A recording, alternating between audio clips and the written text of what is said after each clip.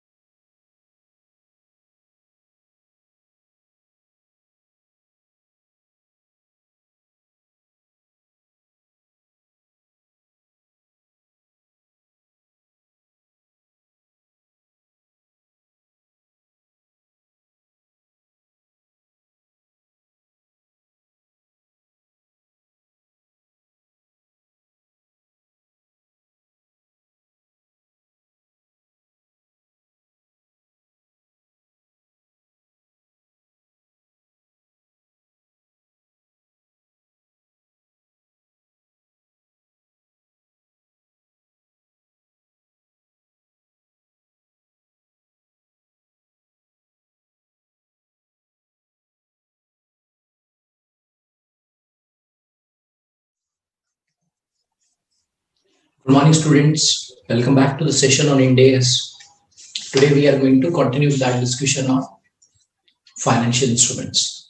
In the last session, we were discussing about Ind AS 32, that is debt versus equity, and we were discussing various situations under which an instrument has to be analyzed whether it will become debt or equity. Wherein we also understood the accounting requirements of financial liabilities as well as equity in more detail and its corresponding impact on the financial assets, how an assessment from the issuer side in relation to an instrument as to whether that will become equity or a financial liability may impact the holder and may require holder to do similar sort of accounting.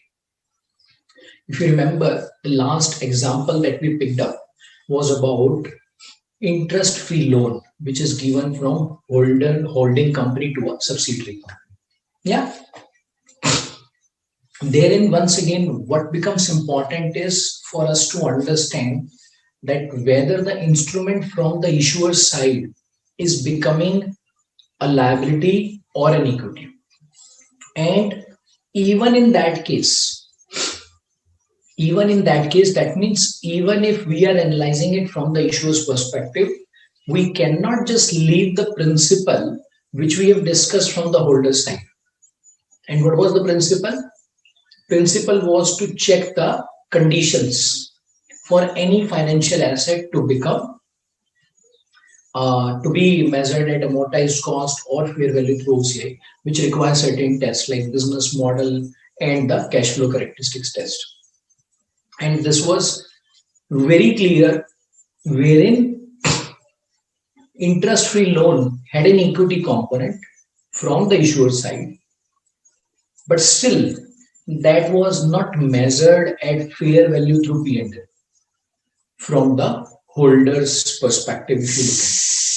Correct? Yeah. So this is something which you'll have to just remember as to why this has happened.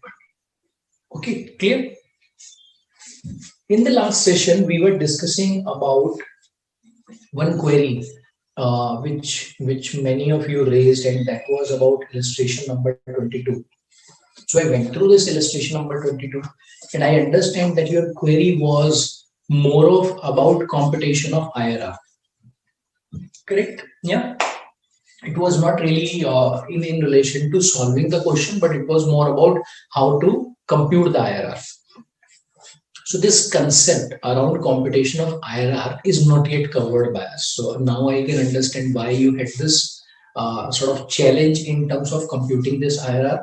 For the time being, you should assume that whatever is the IRR given, yeah, that is correct IRR, and try to solve it. In the later part of our discussions, that means in the subsequent discussion sessions, we will also discuss as to how to compute IRR. Okay, and I think after that, your query in relation to this illustration number 22 will go off. If you believe you have any query other than computation of IRR in this illustration, then we can discuss that right away. Because last time when I went through your queries as well as this illustration, this is what I could make out. So if I'm correct, please let me know. Otherwise, I'm just pushing it. I'm just pushing it for some more time because that concept is not yet covered by us. All right? Yeah. But we'll definitely cover it. For the time being, you can just mark it. It's yet to be covered, similar to what we have done in case of reclassification of financial assets. Okay. Yeah. And other than this, I also give you some questions for homework. Can you just quickly confirm me about the status of that homework, whether you have completed that or not? Or in case, while doing that, you faced any challenge which you would like to discuss now? Yes, quickly. Any questions from your side on that? Because with that, we can continue with our discussion. Yes, quickly. I'm waiting for your response.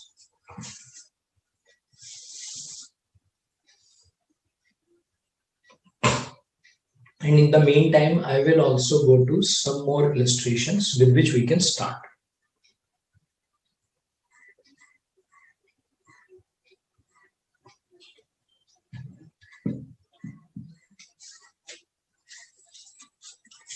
Yes, quickly.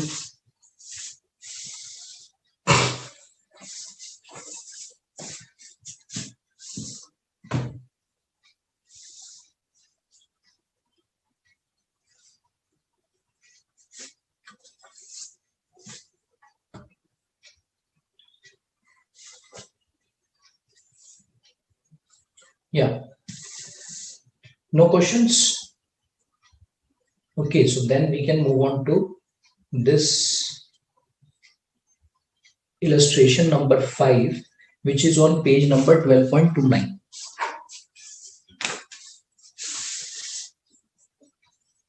Illustration 5, page number 12.29. Yeah, simple one. So I'll pick up few illustrations just to quickly recap whatever we have discussed and to understand whether you have been able to revise all of these things or not. And as I told you, it's very, very important that every time we meet for financial instruments, you should have revised all the previous concepts that we would have discussed. Okay. D Limited issues preference shares to G Limited. The holder. So D Limited issues preference shares to G Limited. Yeah. The holder has an option to convert these preference shares to equity instruments anytime up to a period of 10 years. Option to convert. Convert means into equity. If the option is not exercised by the holder, preference shares are redeemed after 10 years. So the period is 10 years. And these preference shares are redeemable. Period is 10 years. You are required to comment on the nature of this instrument, means what will this instrument become? Yes, quickly, you can just start answering this. What will this instrument become?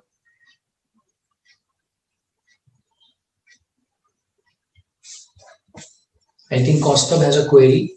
Yeah, Kostab, I'll just pick up your query after this. Yes, okay. Yes, in the meantime, you can just quickly get on to this.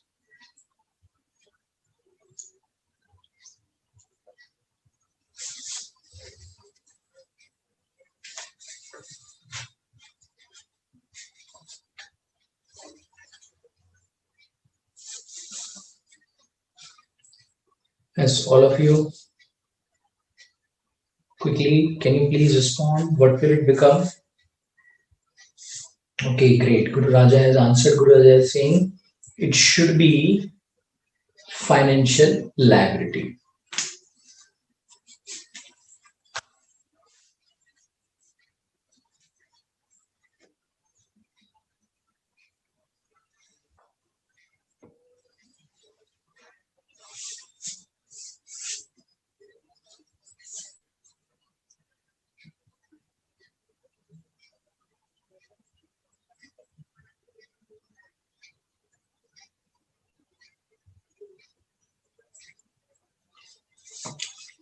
So it should be financial liability. What about others?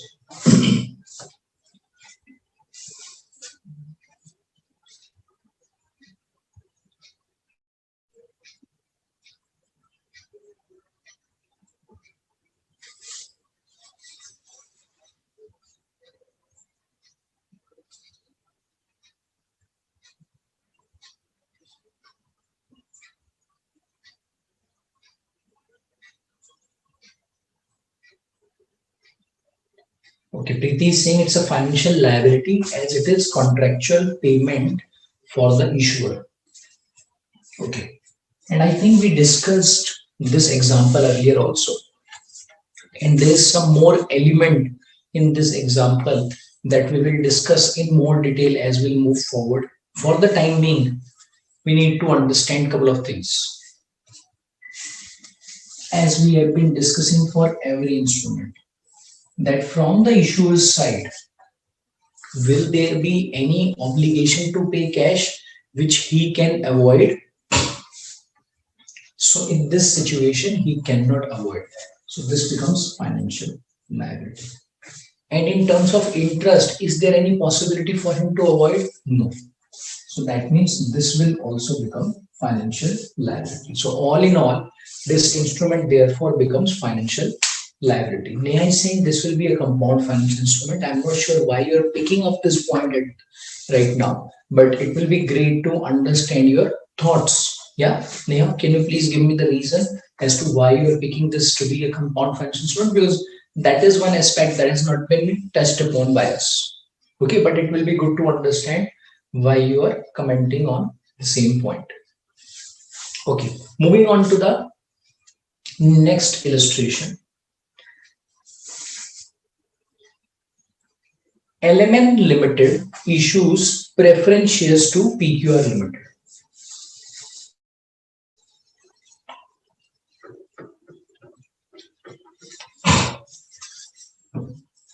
LMN. So we have LMN and PQR.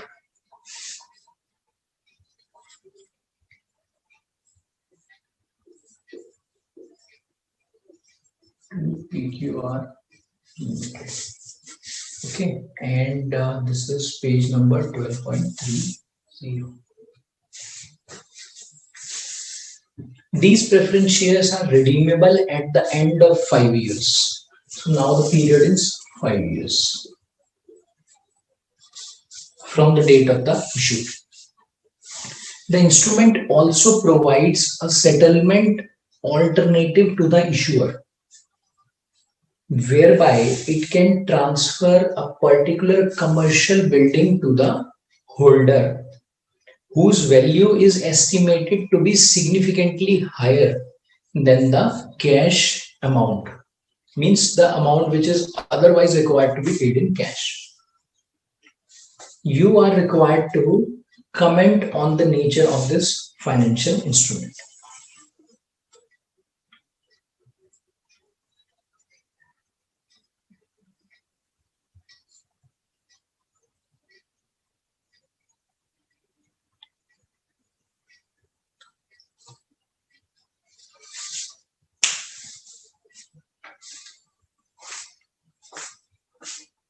Yes, what do you think? In this scenario, this instrument will become financial liability or equity? Yes, quickly. In this situation, what do you think? This will be a financial liability or an equity?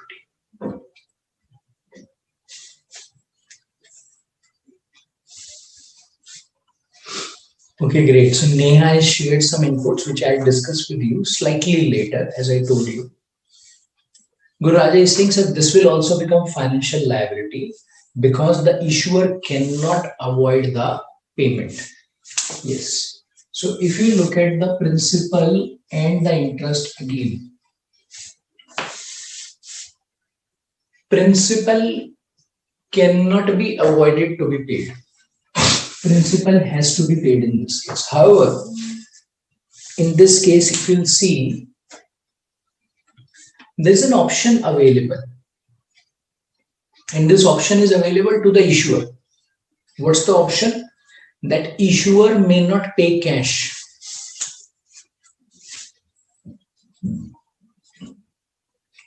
So there are two options available. One, to settle this in cash, through which we are calling this to be a financial liability. Okay. Interest, I'm assuming, is something which is in line with principal. That's why we are calling this to be a financial liability. But other than cash, issuer has the option. Now, this is very important because option is with the issuer. And for us, it's very important to understand the perspective of issuer, because it's issuer who can avoid or who cannot avoid. So that means he can definitely avoid payment of cash. But in such a case, he will be required to transfer commercial building whose value is significantly higher than the cash.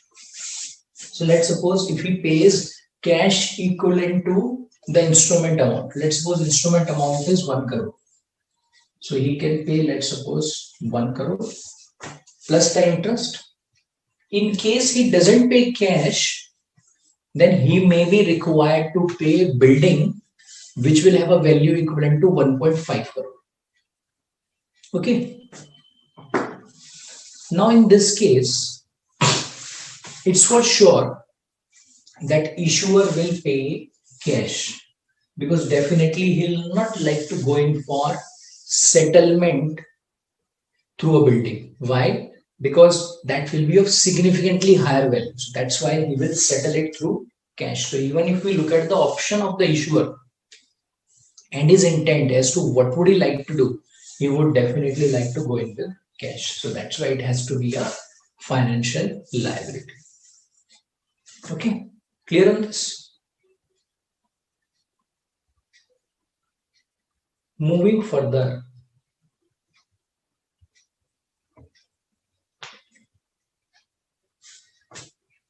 so we can pick up one or more two illustrations. Let me just move on to the illustration.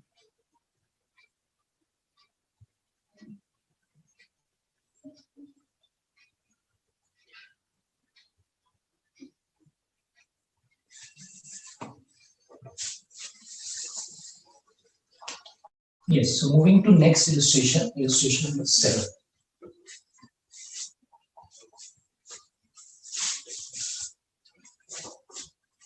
Putable instrument. So there's a concept of putable instrument, and I'll just touch upon that quickly. Give me 1 minute.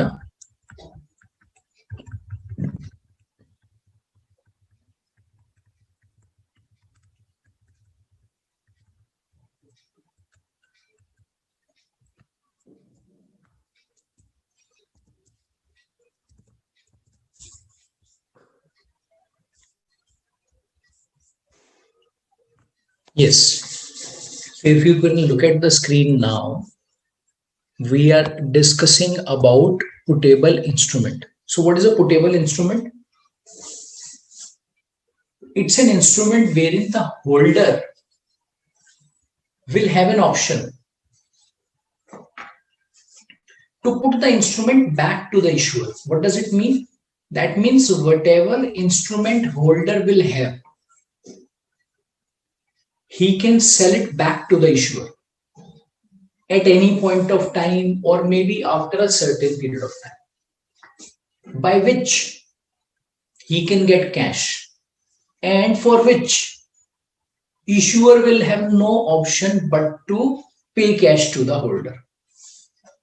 For example, if I pick it up saying a very simple sort of instrument and how it can become putable. Let's suppose A Limited has issued convertible debentures to B Limited. The debentures will get converted into equity after 6 years. But B Limited, who is the holder? B Limited. B Limited has an option that after 2 years, B Limited can put this instrument back to A Limited. Means it can get this redeemed from A Limited after 2 years at any point of time till the time they are not converted. So in such a case, what will happen? In such a case, after 2 years, if B Limited comes to A Limited for cash instead of conversion, A Limited will have to do this. So what is happening?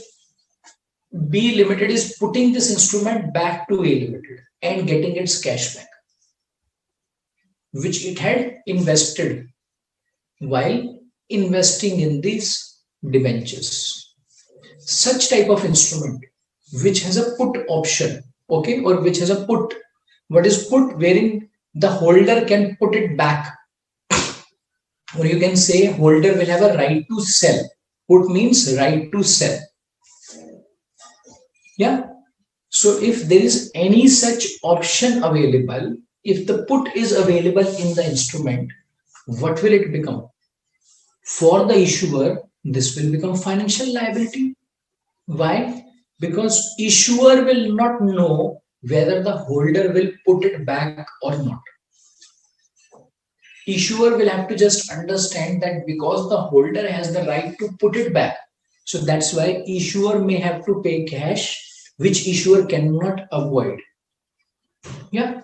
So that's why such type of instrument, even though that may be convertible, still that will be classified as financial liability from issuer's perspective, because issuer will not know the intent of holder. Issuer will have to just understand his perspective while analyzing any instrument. Okay. Yeah. So for any putable instrument, what do we say?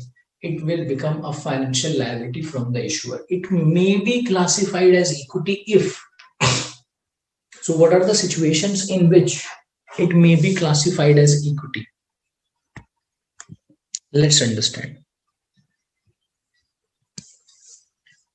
If the instrument takes pro rata share of net assets in the event of liquidations, that means holder is not entitled to any cash. Instead, holder will get the net residual interest. So if the putable instrument is giving the right to net residual interest, so what do we call it? Equity, because that is something we see in case of equity. Or if the instrument is subordinate to all other classes of instruments, that means payment of this putable instrument will be done by the issuer after paying all other instruments. And where does it happen? In case of equity shares, because equity shareholders are paid the last after paying off all other instruments, isn't it? So when the company gets liquidated, first of all, the liabilities are paid off, then the preference shareholders are paid off, and at the last, what do we get? Then the last we get the equity shareholders, correct? So if we have similar type of situation in case of putable instrument, then what do we call it as? It's nothing but an equity. Yeah. Or if such instrument, yeah, will have features similar to equity, again the same thing like we discussed. If the instrument does not include any contractual obligation to pay cash, which is again the same thing. If the issuer will not be required to pay cash for any reason, again it will become equity. Or if the instrument's total expected cash flows are based substantially on P&L of the entity. That means again, the cash flows which will arise are contingent on the P&L, and which is again within the control of the issuer. So in such a case, what do we say? In such a case, we will say that the instrument is not in the nature of financial liability. Instead, it is in the nature of equity. Okay, yeah. So there could be certain types of terms in the instruments which may change the color of that instrument. And again, I would suggest you one thing. You may be thinking, sir, how many such terms are possible? Or do we need to just mug up all of these points? No, not at all. See, all of these terms, whether it is about putable instrument or whether it is about any other type of situation that I have discussed, what I would suggest is that you should not mug up all of these concepts. Don't try to cram all of these points. Instead, you need to focus on only the definition of financial liability. Because similar to this type of instrument, like putable instrument I discussed with you, there could be certain clauses in the instrument, for example, which you can see on the screen right now. These clauses may be in the nature of dividend blocker or dividend pusher. What are dividend blocker, dividend pusher? Please wait for some time. Don't get into reading of this. I'm saying if we get into cramming of all of these points, then there can be hundreds of situations, which is not possible for us to learn. But what is possible is for us to analyze all of such instruments by applying the same principle.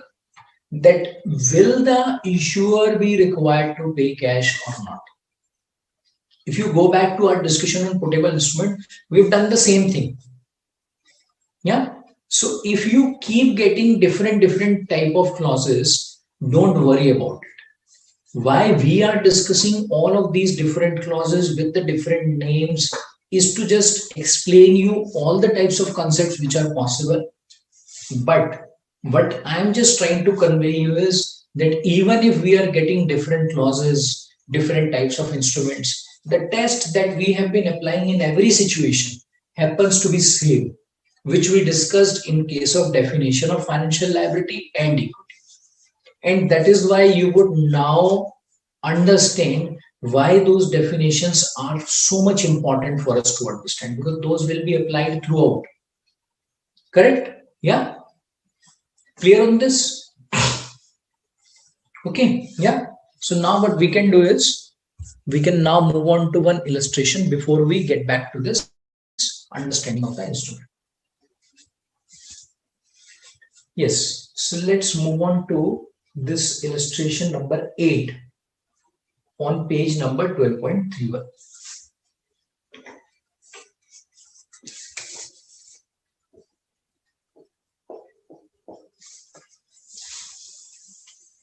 Mutual fund X has an investment manager Y.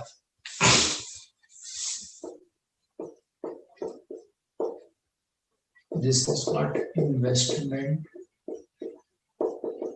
manager Y.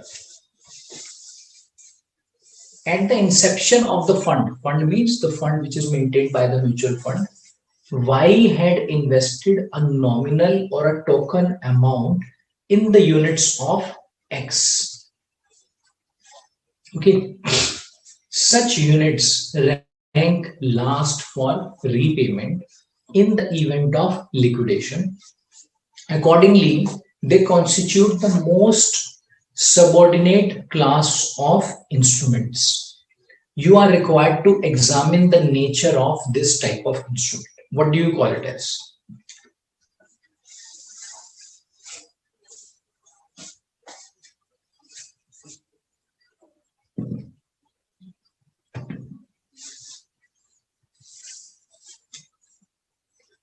Yes, quickly.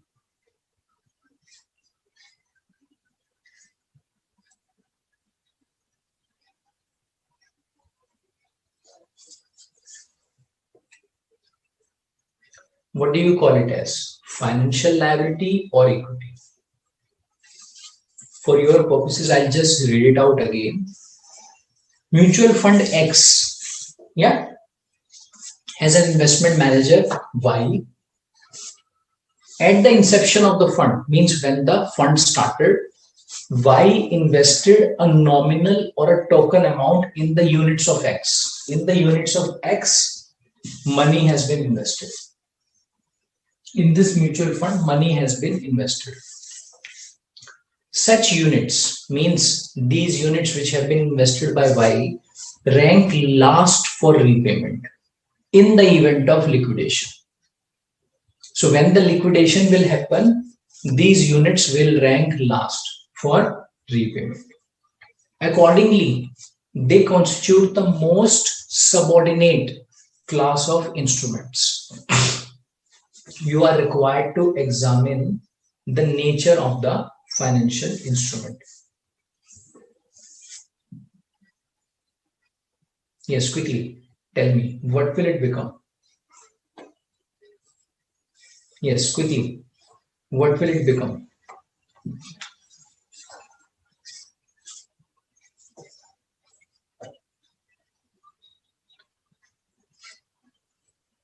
Financial liability or equity?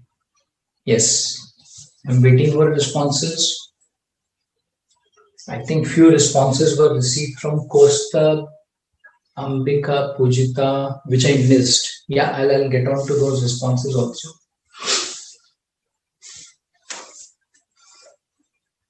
Yes, I'm not sure whether response of Neha is for this illustration or not. Yeah. Neha is saying it's equity instrument. I missed out. So I think Rohit and Neha are saying it's equity. I'm assuming this is for this one. Okay, great. What about others? Equity or financial liability? Yes, quickly. What will you call it as? Equity or financial liability? Costa is saying, sir, it will be a financial liability because issuer X can avoid payment. So if he can avoid payment, why you are saying it's a financial liability? Please revisit Costa now. Pujita is saying as it is subordinate, its payment may or may not be certain, thus giving it equity nature. Very good. Shalini is saying equity as having features of equity. That's correct. Yeah. So if you look at it from the perspective of Y, the units of Y, those will get the payment at the last. Yeah. So if they will get the payment at the last, at the time of liquidation, what does it become? Equity.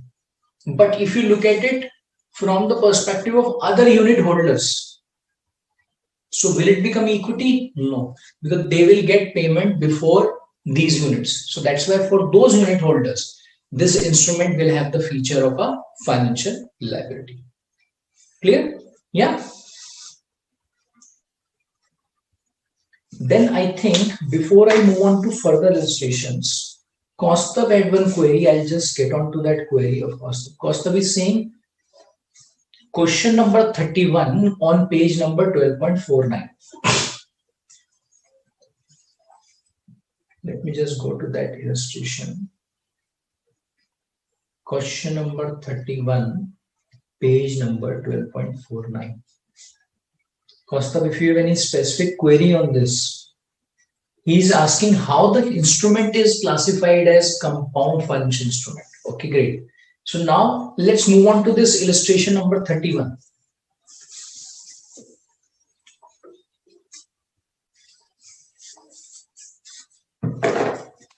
Illustration 31, page number 12.49.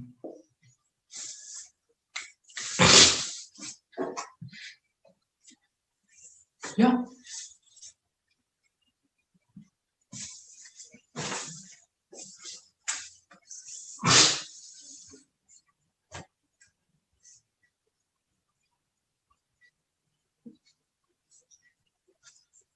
I'm just hoping that most of you would have already solved this. So I'll just quickly analyze this one.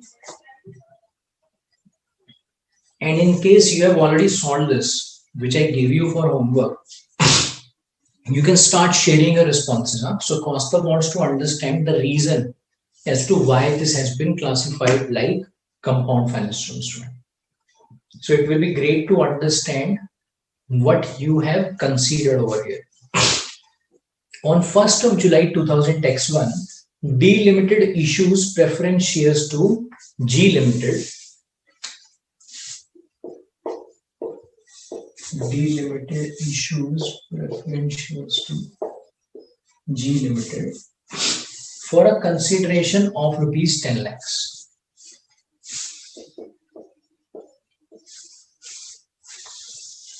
The holder has an option to convert these preference shares to a fixed number of equity instruments of the issuer any time up to a period of 3 years.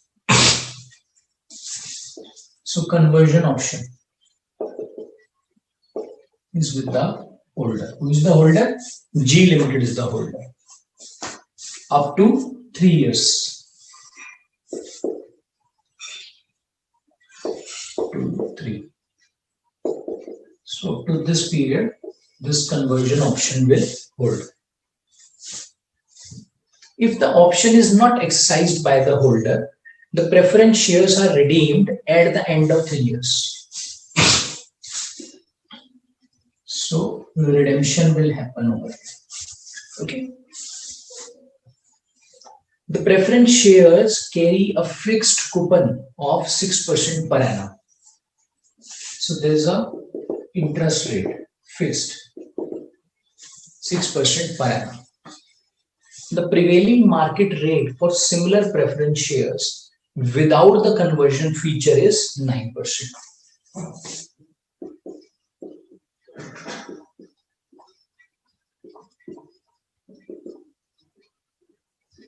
9%. You are required to calculate the value of liability and the equity components. Now in this question, the question itself is telling you that it's a compound financial instrument. You are not required to assess whether it's compound or not. Yeah, and this is where the query of cost of lies. And this is where I think it's good to understand your assessment. Why do you think it's a compound financial instrument? Yes, quickly. I think computation and all are very simple. It's good to understand why it will become a compound financial instrument. Yes, quickly. Can you all please explain why it will become compound financial instrument? Yes. I'm waiting for your response.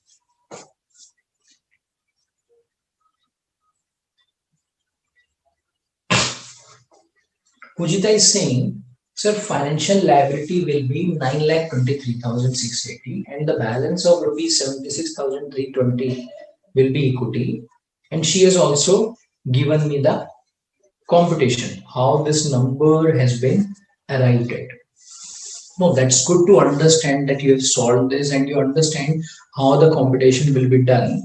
But Pujita, the question is actually around the classification, which has not been asked. If you read this illustration, you are not required to analyze whether it's compound or not. Yeah.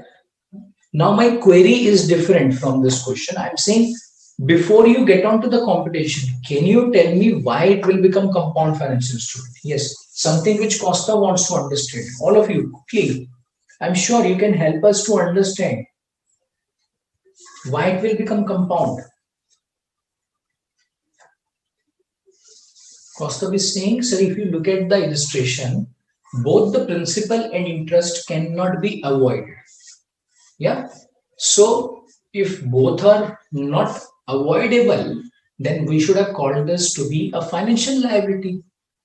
But still, we are calling this to be a compound. Why? Neha is saying, sir, illustration number 31. It's a liability as there is fixed interest payable and it is redeemable at the end of 3 years.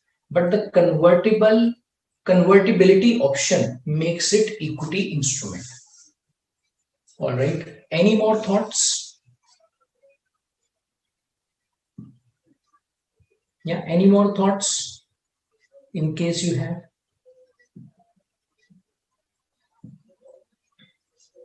Yeah. Okay. So let's get on to the understanding. If you remember, today we started with one illustration. If you remember, if you can go back to that illustration, I think this was illustration number 5. Wherein we discussed that holder had an option to convert into equity. Remember? Yeah.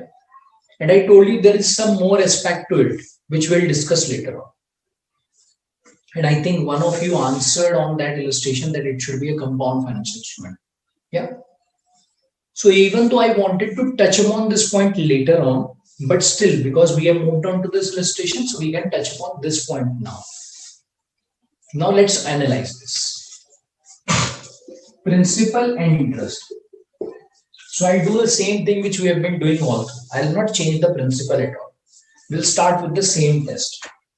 Now, who is the issuer? D Limited. First of all, we should check who is the issuer. Issuer is D Limited. Okay. Now, for issuer, after 3 years, payment will have to be made. Yes. And up to 3 years, holder has an option to convert it into equity. But for issuer, can he know whether the holder will convert or not? No. Because these two are different parties. Issuer will not know whether the holder will convert or not. Correct? Yeah. So that's why issuer will believe that he will be required to pay cash after 3 years. So the issuer will say principal is financial liability. Yeah. And there's no doubt whether it is converted into equity or not. There's no doubt that interest has to be paid, fixed at 6% per annum. Financial liability. So all in all, therefore, it should become, please mind my words, it should become financial liability. But there's a catch over here. And there's a slightly tricky point which we need to understand over here. And for which I don't need your accounting knowledge. I need some general understanding from all of you.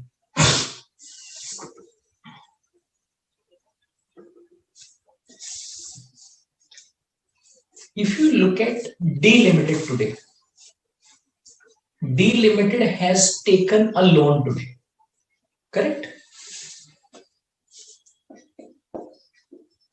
D Limited has taken a loan. So actually, if you look at this arrangement, if you look at the preference shares, these are no different from a loan. G has given a loan to D, or you can say D has taken a loan from G. Clearly. Yeah, there's absolutely no doubt about it. And I think in the meantime, Pujita has shared some response. I'll come to that also. Okay. But the rate at which this loan has been given, by G to D is not the market rate of interest. Market rate of interest is 9%. Okay, yeah. So now, if the market rate of interest is 9%, let's understand what will happen. I'm just changing the years, the way those are presented.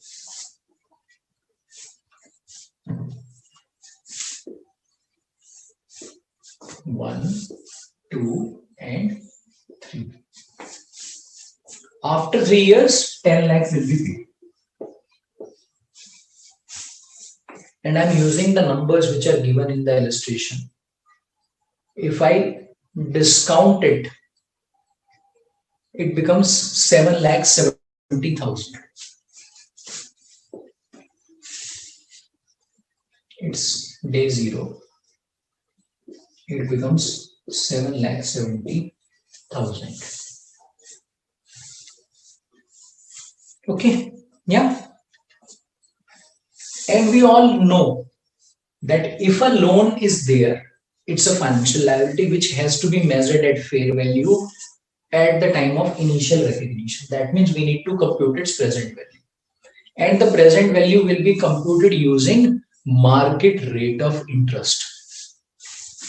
So now on day 0, that means at the time of initial recognition, D Limited will have to record this. So what will he do? He will pass an accounting entry. Bank debit, because he has received this loan from G Limited, 10 lakhs. Okay. Against which he can record a liability. to financial liability, or you can say borrowing, or you can say preference shares, which is nothing but a liability equivalent to 7,70,000, 7.70 lakhs. Now the balance amount 2.30 lakhs.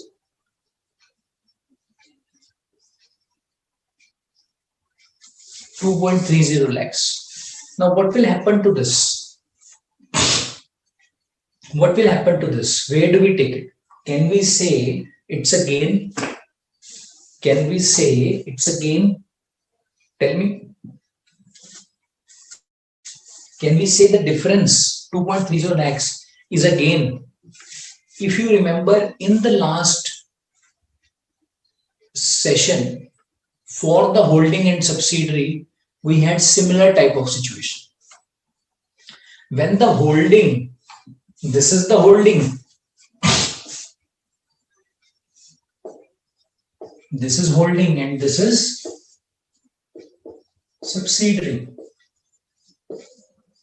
This is subsidiary. The only difference is when we discussed our illustration in the last session, then the holding was not charging any rate of interest. Instead of 6, it was 0. And that's why, what did we say? That when the issuer will record its liability, it's nothing but a loan. Yeah. So we are just changing the name of the loan to preference shares. So we said that when we will record the loan, the differential will go to equity. Why? Because it's a contribution from holding to subsidiary. So in the illustration, let's assume these are again the group companies. These are again the group companies. So where does it go? Equity. And why did we take it to equity?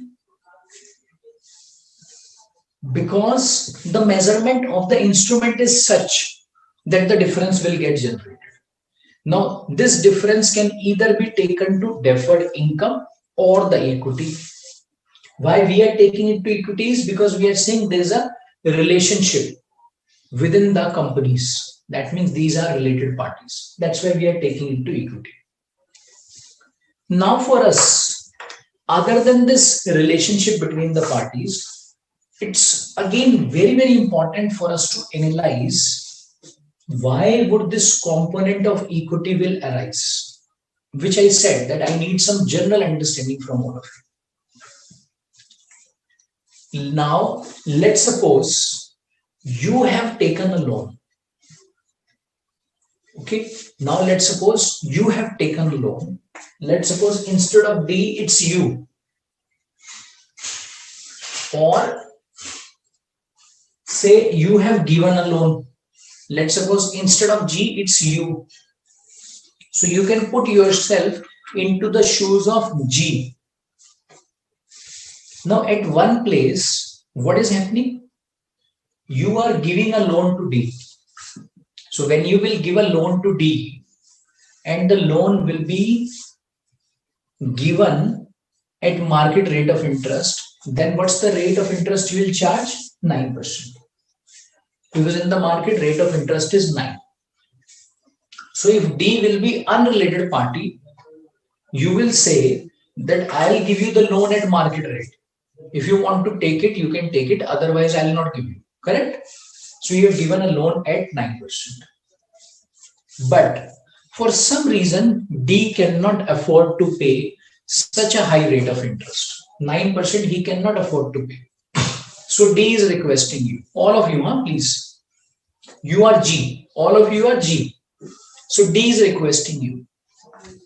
D is saying that I'm unable to pay 9%. So please do something so that I am required to pay rate lower than 9%. Or let's suppose you have interest in the company of D. You are saying that this company, the way it's been progressing, the nature of its business is such that you never know. In the next 2 to 3 years, this company may grow significantly. So you have your eyes on the business of tea. Yeah. So you have some interest in his business. So what do you want? You want that somehow you should get the stake in this company. So that's why what are you offering to D? You are saying D, don't worry. You believe the rate is high? Okay, no problem. I will give you a loan at lower rate of interest. So now you have cut down on your rate from 9 to 6. You have cut down your rate from 9 to 6 significantly. Can you see it's a significant decrease? But in return for this, what do you want? Or what is it that you are looking at? You are looking at equity stake in this company. And you want to keep this option alive to you. So you are saying, I'll wait and watch. If this company grows significantly, then I'll definitely invest money in this in the form of equity. But if this company doesn't grow, then what will I do? Then I'll not invest my money in equity. I'll just take the money back by having fixed rate of return. Okay. But for keeping this option alive with you, what is happening? You are cutting down the rate. You are actually required to pay some cost. Yes or no? Yeah. So that's why in this situation, what has happened? In this situation, this rate or this market rate has gone down to 6% only because an option was available with the holder through which he could convert his instrument, his loan, into equity at any point of time. Yeah. Or in other words, we can say that this instrument is not pure debt. There's no doubt about it that this instrument has some feature. It has some color of equity in this.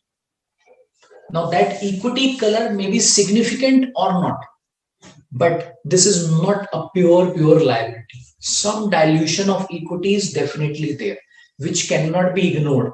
And what is that component?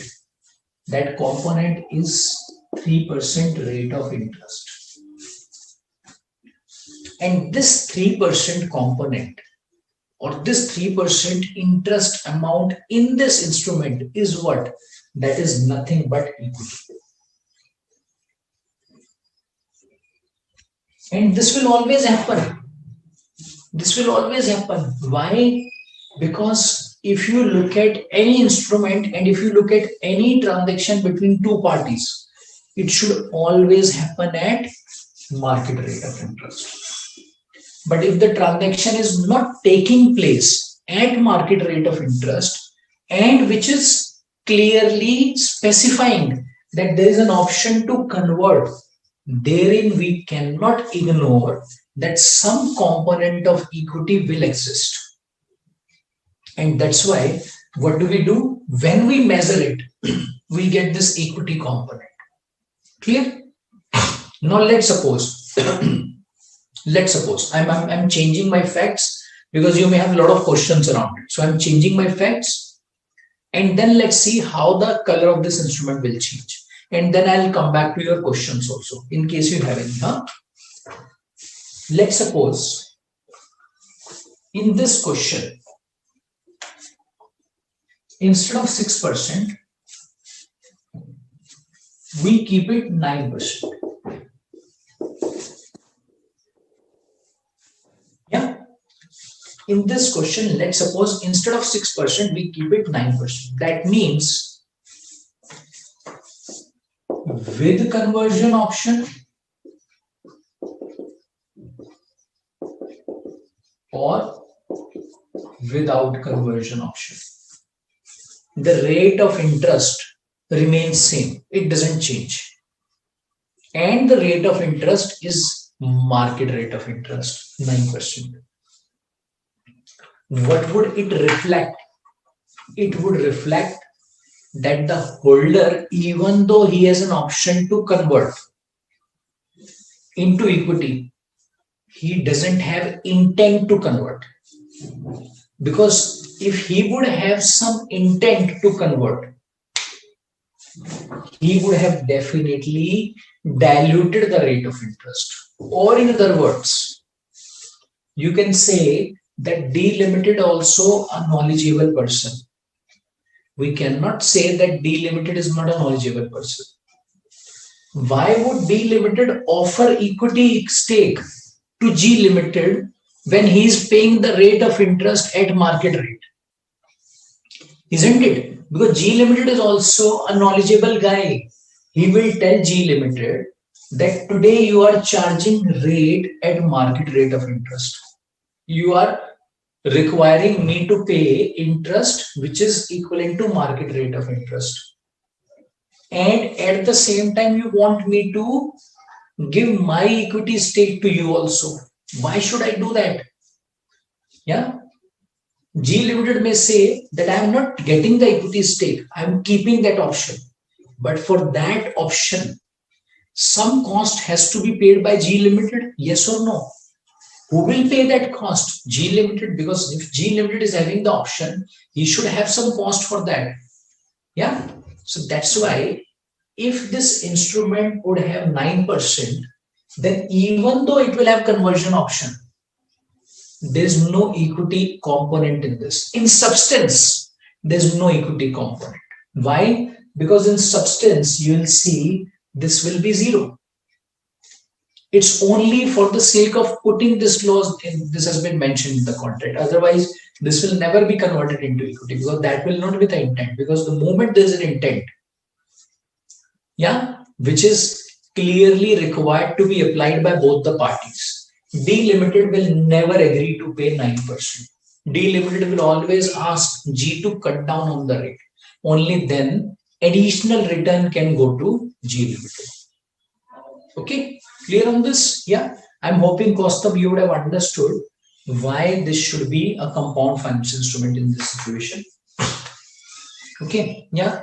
And regarding your question, do we need to assume holding or subsidiary? No, you don't need to assume that. This was only for the perspective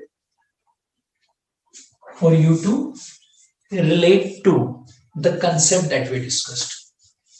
Let me just get on to the inputs which Pujita has shared.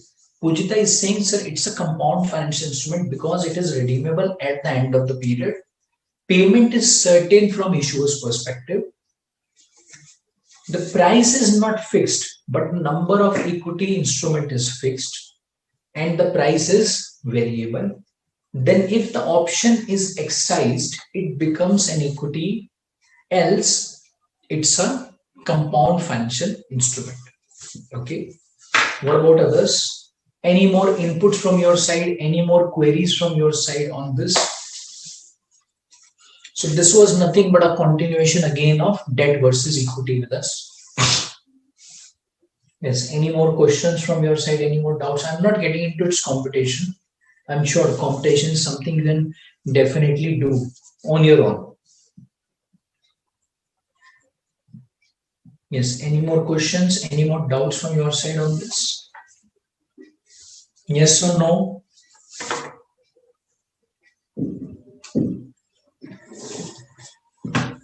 Tell me. Any questions?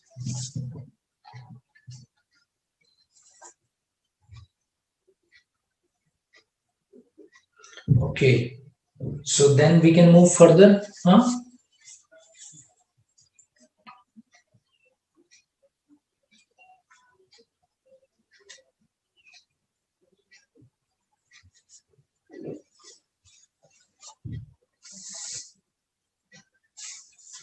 Yeah.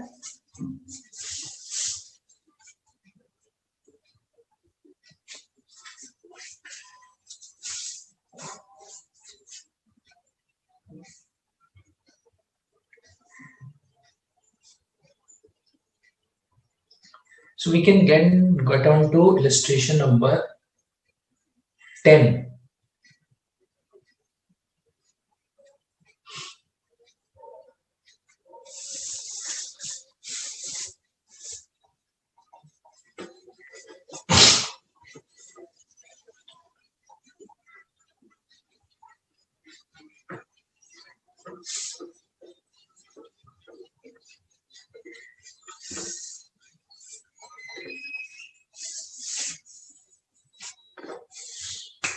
This is page number 12.33.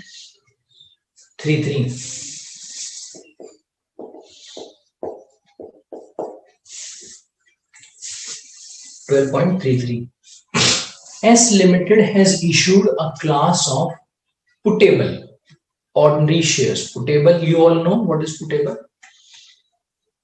To T Limited. So who is the issuer? S. To T. Besides the put option, which is consistent with other classes of ordinary shares, T Limited is also entitled to convert the class of ordinary shares held by it into equity instruments of S Limited, whose number will vary as per the market value of S Limited. Can you tell me the nature of this instrument? Yes, can you tell me the nature of this instrument? Will it become equity or a financial liability? Yes. Any questions from your side in terms of the understanding? I think it's a simple one, easy for you to understand quickly, huh? You need to respond quickly. These are small questions which we can just quickly discuss and close up. And again, the principle that we have been applying is all same. There's no change in the principle. What will you call it? Equity or a financial liability? And please remember, the instrument contains ordinary shares. Yeah, so you need to just be careful while answering this. Instrument is nothing but the ordinary shares. Okay, Ambika is saying that it has to be a financial liability. What about others? What about others? Yes, quickly. Should it be an equity or a financial liability? Or not a financial instrument at all? Third option is also possible always. Please remember. Okay, Kostab is saying so it's a financial liability as it is not fixed for fixed. Also, the right to convert is with the holder. That's true. So if you look at the equity component, or if you look at the assessment of this instrument into the equity, that is not possible. Why? Because one, it's putable. Putable means holder can sell it back to issuer, for which issuer will have to make payment. Number one. Secondly, even if you look at that option, wherein the holder may get it converted into pure equity shares, therein again variability exists. The moment we say there is a variability, what do we say? It's nothing but a financial liability. Clear? Yeah. Okay. Moving on to another illustration, number 11.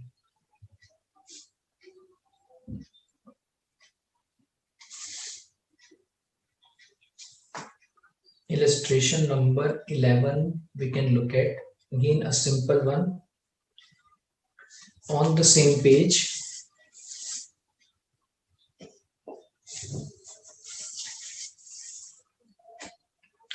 P Limited has issued putable ordinary shares to Q Limited. Now it's P issued to Q. Yeah. Q Limited has also entered into an asset management contract with P Limited, whereby Q Limited is entitled to 50% of profit of P Limited. So there's a separate AMC contract.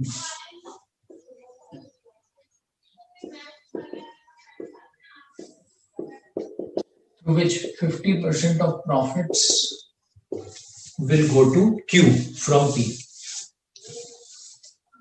Normal commercial terms for similar contracts will entitle the service provider to only 4 to 6% of the profits. Normally, this contract should entitle you to get 4 to 6% of the profits.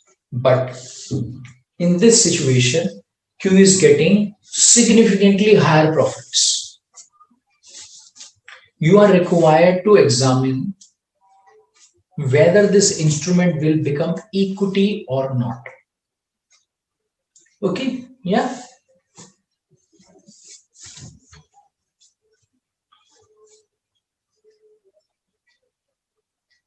Yes.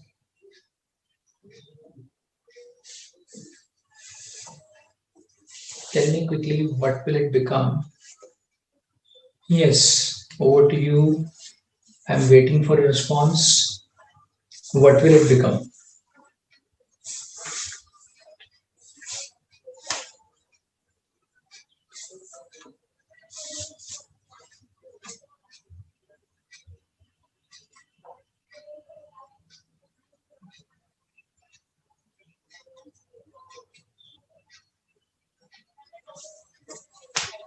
Neha is saying, sir, illustration number 10 will be financial liability. I think a response has received just now it has come.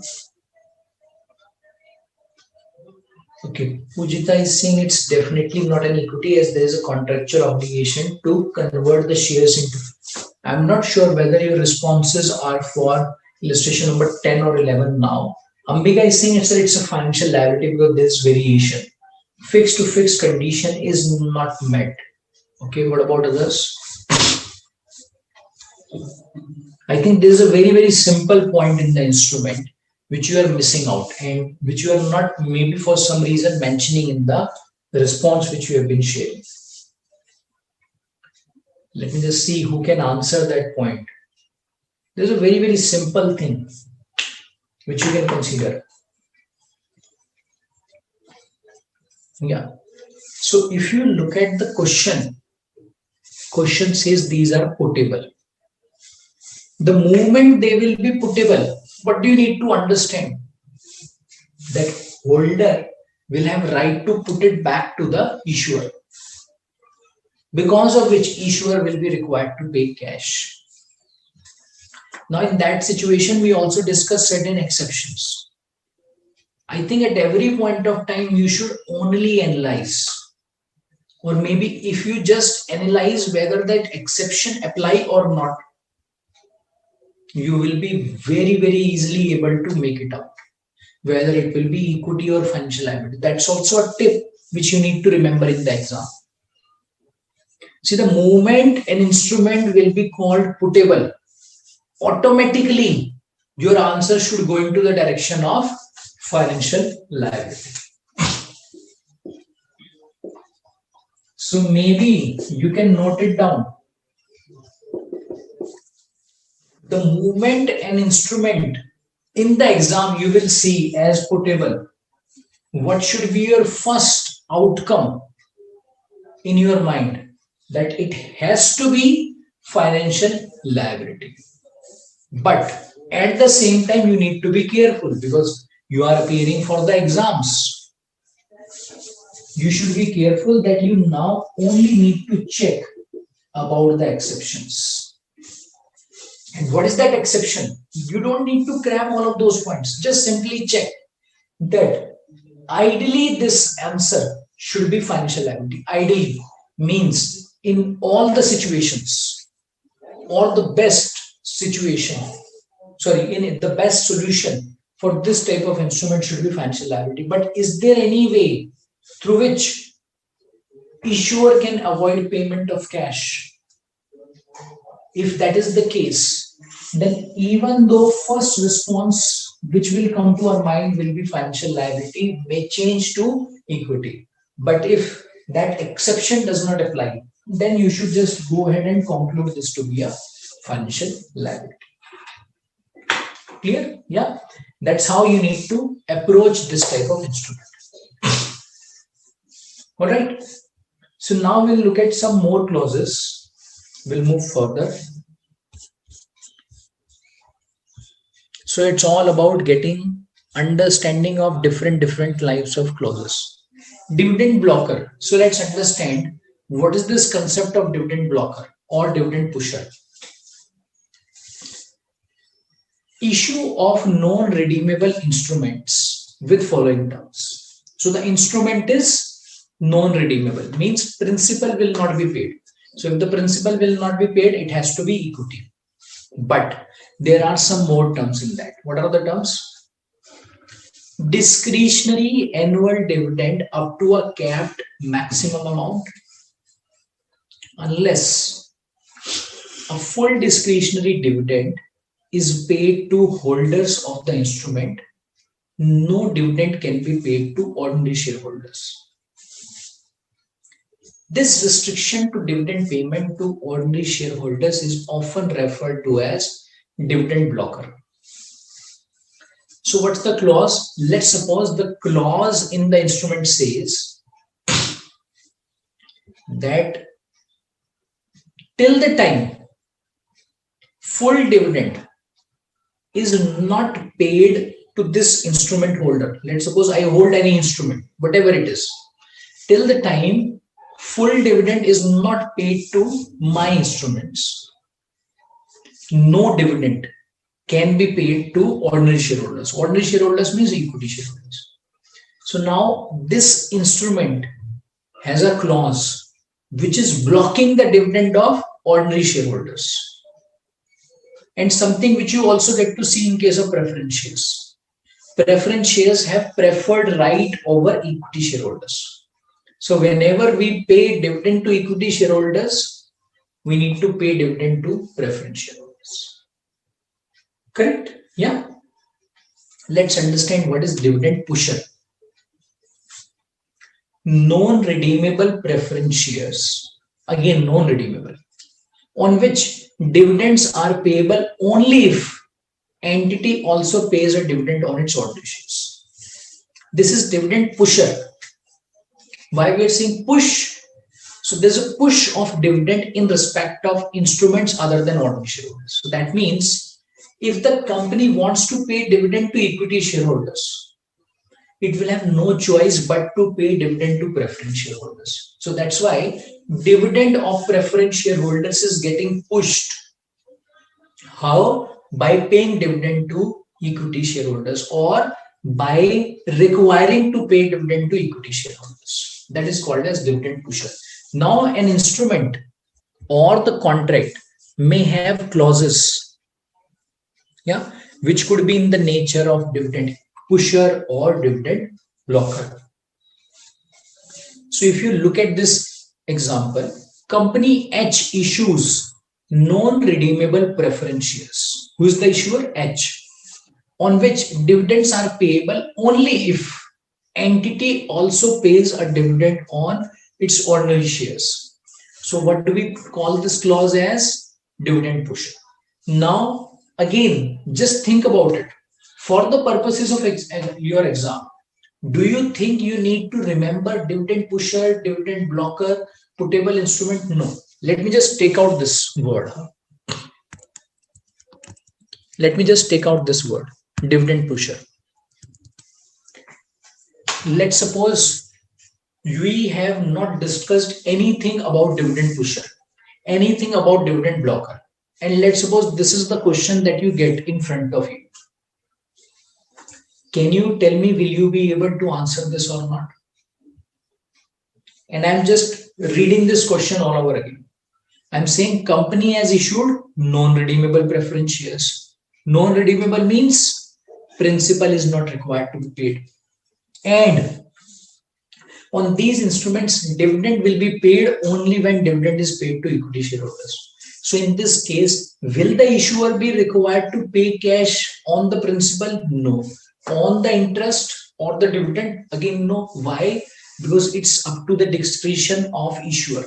If he wants to pay dividend to equity shareholders, only then he will be required to pay dividend to preference shareholders. So if he doesn't want to pay dividend to preference shareholders, he will not pay it, and he will also not pay the equity shareholders. That means this option is with issuer. Issuer has an option to avoid payment of both principal and dividend. So what will it become? Pure equity instrument. Okay. Now, how did we analyze it that it will be pure equity instrument? Simply by getting onto the definition of financial liability and equity.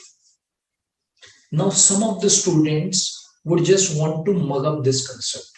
They will say, oh, that means wherever there's a dividend pusher, it will become equity. Oh, wherever there will be a dividend blocker, it will become liability. Oh, wherever there is putable instrument, it will become financial liability. Do you think that is appropriate? The answer is no. And that's why, I've been highlighting everywhere that you should just forget all of these terms.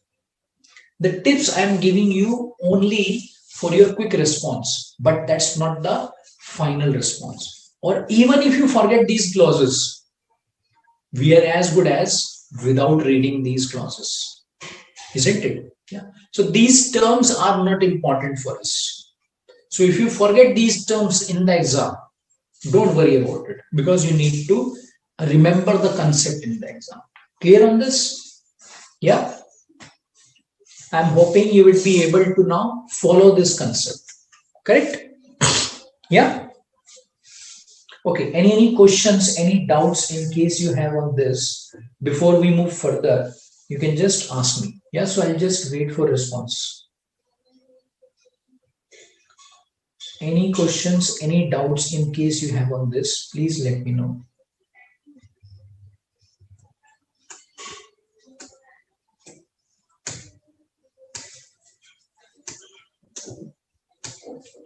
Yes, quickly. I'm waiting for your questions or any inputs. Quickly.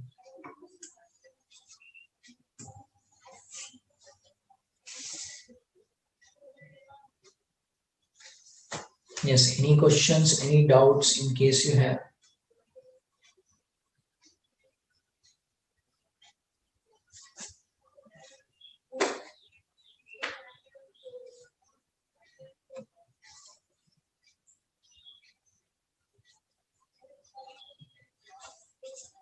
Yeah, any questions, any doubts?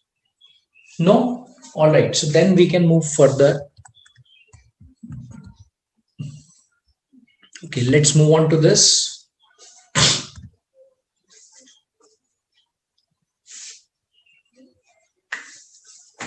G Limited enters into a forward purchase contract with one of its shareholders to buy 1 million shares at rupees 10 per share after 2 years.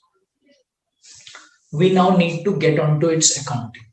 Simple to do, easy one to solve. So what's the instrument? Forward purchase contract. And the instrument has been entered into with one of the shareholders. So that means related parties. And the instrument requires to buy 1 million shares at rupees 10 after 2 years. Okay. So let's see, how do we do the accounting? In this case, G Limited would classify the contract as financial liability. Since the entity has contractual obligation to deliver cash for purchasing the shares, the liability would have to be initially measured at fair value always. This would be the present value of redemption price. What's the redemption price? 100 million after 2 years. Let's assume the same is 9 million. Sorry, this is not 100 million. This is 10 million. Huh? So this is 10 per share. So there's a typing problem. This is 10 million. This is 10 million after 2 years. Okay. Now we are assuming, let's assume the same is rupees 9 million. Its present value. We need to compute the present value. So let's suppose its present value comes out to 9 million. Now let's see what will be the accounting entry. On day 0, we will say equity account debited to redemption liability 9 million. After 1 year, what will happen? if the amortized cost on unwinding of liability is 9.5. So that means now we will accrete interest on this financial liability, and the interest on this financial liability comes out to be what? 0.5 million. So now the liability will increase by 0.5 million and the corresponding impact will go to finance cost. So at the end of year 1, liabilities value will get accreted to 9.5 million and the corresponding impact of 0.5 million will go to P&L. The same thing we'll do in second year. Second year again, liability will be trued up to 10 million. So accretion of interest will be there 0.5 million. So the liability will now become 10 million. From 9.5 it will go to 10 million. And the corresponding impact will go to P&L. And now this liability of 10 million will be paid. From the issuer's side, it will have to pay cash. So that means financial liability will be debited to bank. Correct? Clear on this? Yeah?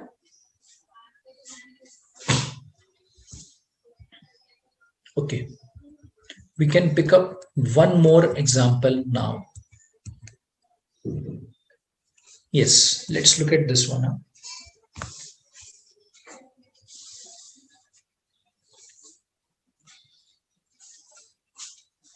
Company J issues 2000 convertible bonds. Company J issues 2000 convertible bonds. Bonds have 3-year term and are issued at par with face value of rupees 1000 per bond, giving total proceeds of 2 million.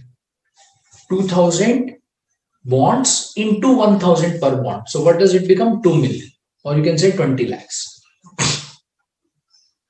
Interest is payable annually in arrears at a nominal annual interest rate of 6%. So what will be the interest amount? 20 lakhs into 6%. So the interest will become 1,20,000 per annum. Okay.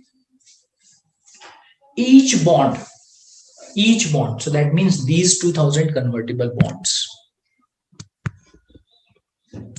is convertible at any time up to maturity. So what's the term? 3 years. So that means up to 3 years, any of these bonds can be converted into 250 ordinary shares. So one bond can be converted into 250 ordinary shares. When the bonds are issued, the prevailing market rate of interest for similar type of debt without conversion option is 9% per annum. Okay. The entity incurred issue cost of rupees 1 lakh. Now, when the entity issued these convertible bonds, it incurred a cost of rupees 1 lakh. Yeah. Can you now quickly tell me, first of all, what will this instrument become? And can you just quickly solve the amounts at the time of initial recognition in respect of this instrument? Quickly. You need to actually solve it. So I'll just give you 2 to 3 minutes for this. Can you just quickly solve this on your own and tell me what will be the number at which this instrument will be recorded at the time of initial recognition? Yes, I'll wait for a response and then I'll get on to the solution. It's very, very easy because we have already solved, we have already looked at similar type of example. But there are some more inputs in this case which are required to be assessed by us. Yes, I'll wait for your solution now, but I'll not give you too much time. Kaustav is asking, sir, in the previous example, second year interest will be on principal for first year. It will be on total amount. That was only for simplicity's sake. Okay, therein the accumulation etc. were not covered. That was just to give you the accounting entries, how the accounting entries will come. Okay, I think all of those concepts will now be applied. So in this example, we'll have accounting entries as well as the computations. Everything is there. Yes. So it's a good example for your examination. Also, you can mark it. Yeah, this example that we have been discussing. It's a good one. And I'm waiting for a response. I only need two things from you. Nature of this instrument. Number two, amount at initial recognition. That's it. Subsequent measurement we can do together.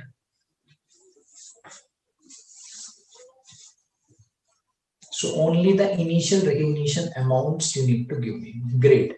So Costa is saying, sir, initially it will be recognized at 14,44,367. But the nature you have not given up. So I am unable to understand how will this be recorded.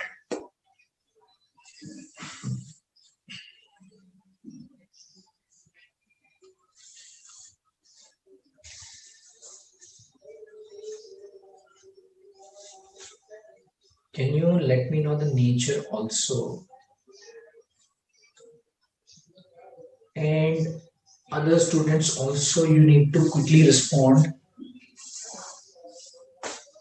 Yeah, the nature part I think must be clear to all of you. So that can be replied by all of you ASAP along with the initial recognition amount.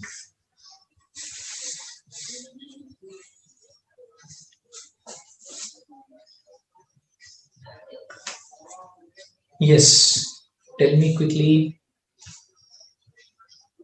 I'm hoping all of you are able to solve this. Huh? You have started solution in case you have not completed. And all of you who have been able to solve this, they should just complete this up to third year. Solve this up to third year. How will this be worked out up to third year? That complete solution you should get into.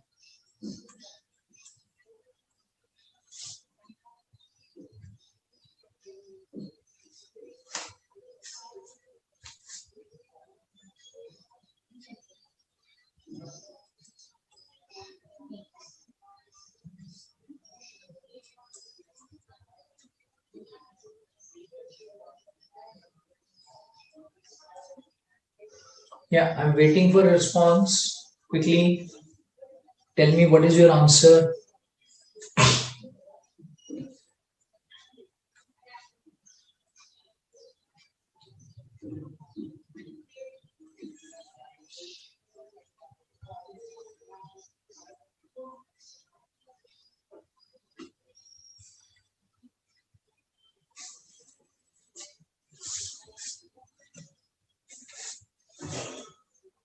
Yes, quickly, huh? All of you, you're taking a lot of time. Quickly, what is your answer?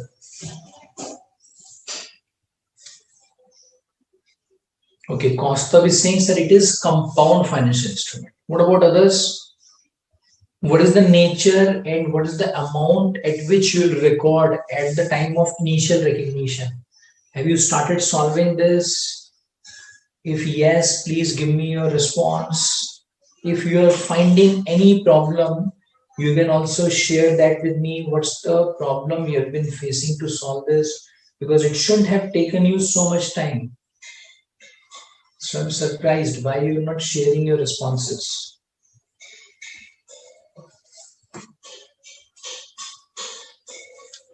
Okay, let's go to the solution then. Yeah.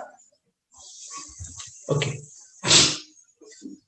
Now this instrument has two components.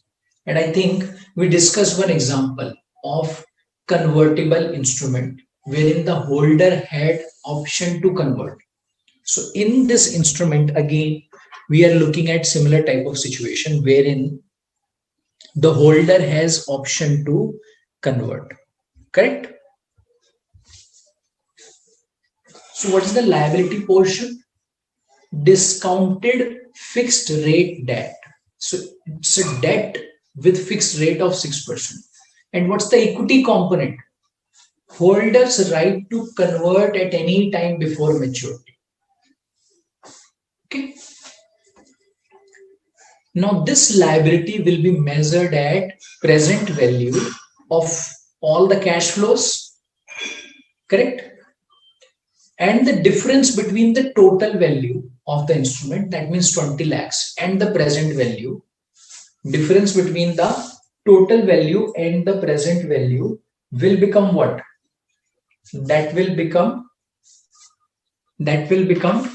equity, because the differential will go to equity, because we will have to discount it. We will have to compute the present value using 9% rate of interest.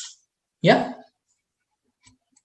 So the present value of the liability component comes out to 18,48,122. So let's get on to this computation also. So I'll take you to this computation also. How do we get this? So we have this working which you can look at. All of you, I'm hoping you're able to see this on your screen. Yeah, and I'll just increase the font size a bit.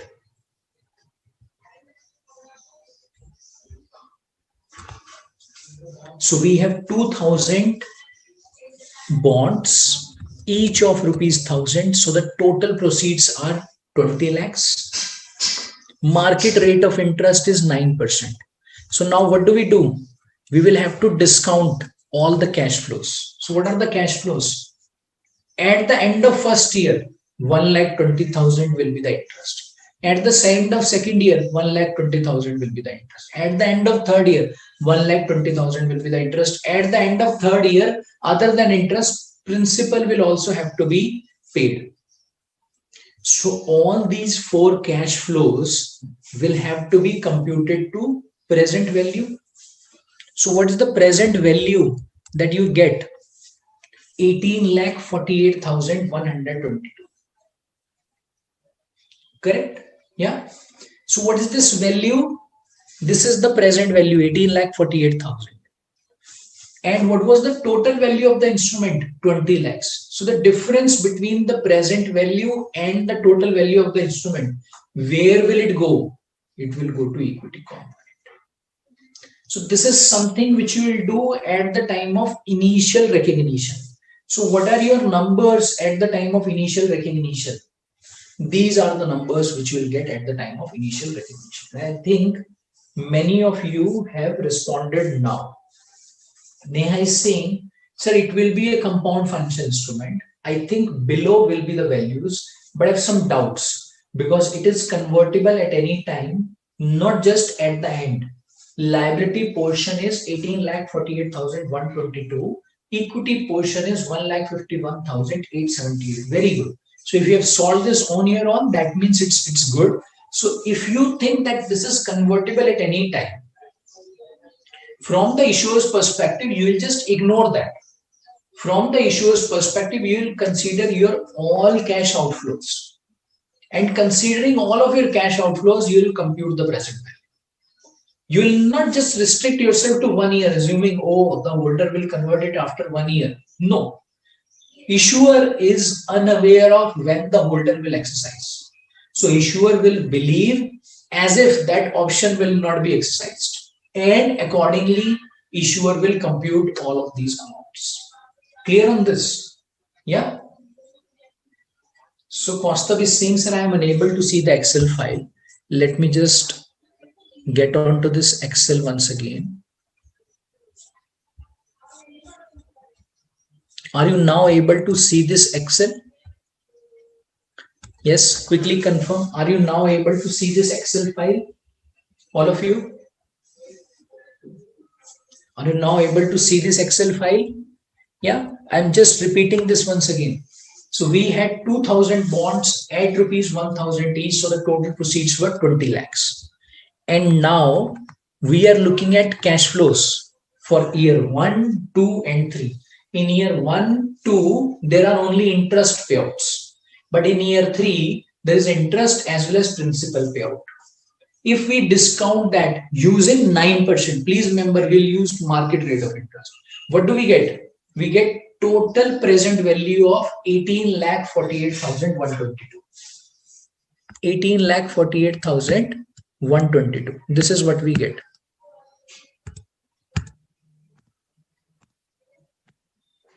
Yeah. So where will we take the difference? Difference will go to equity. Why? Because there is some color, there's some element of equity in this instrument. And this is what you do at the time of initial recognition. These are the numbers you'll get at the time of initial recognition. So all of you who have solved this and who could not get the answer or who were getting a different answer, I'm hoping they will be able to now match their answers with this. Correct? Yeah. Okay. Now, let me just move further on this example only. Now, this is something which we'll do at the time of initial recognition. Okay. But the question is not ending here. Question is saying when this instrument was issued, there was an issue cost of rupees 1 lakh. Means for issuing the convertible bonds, company J incurred rupees 1 lakh. Now, how do we treat that? Let's understand. This means rupees 1 lakh is incurred for two instruments. Actually, J has issued two instruments. J has issued financial liability of 18.48 lakhs and equity instrument of 1.51 lakhs. Correct? Yeah. And for both of them, cost of rupees 1 lakh is incurred. Correct? Yeah. So what should we do? We should allocate rupees 1 lakh to both of these components on a proportionate basis. Something like this, which you can see on your screen. The issue cost of rupees 1 lakh will be allocated on a pro rata basis to debt and equity portion. So on a pro rata basis, what will happen? 92,406 proportionate amount of financial liability will go to financial liability, and the balance, that means 7,594, will go to the equity instrument. Okay. Now, the standard says if there is any cost incurred towards issuance of equity, that will not be taken to P&L. That should be adjusted to equity. That should be adjusted to equity itself. So how do we treat it? This will be adjusted from equity itself. So we will say 1,51,878 minus the issuance cost of equity. Why we are saying issuance cost of equity? Because this was the proportion which we allocate towards equity.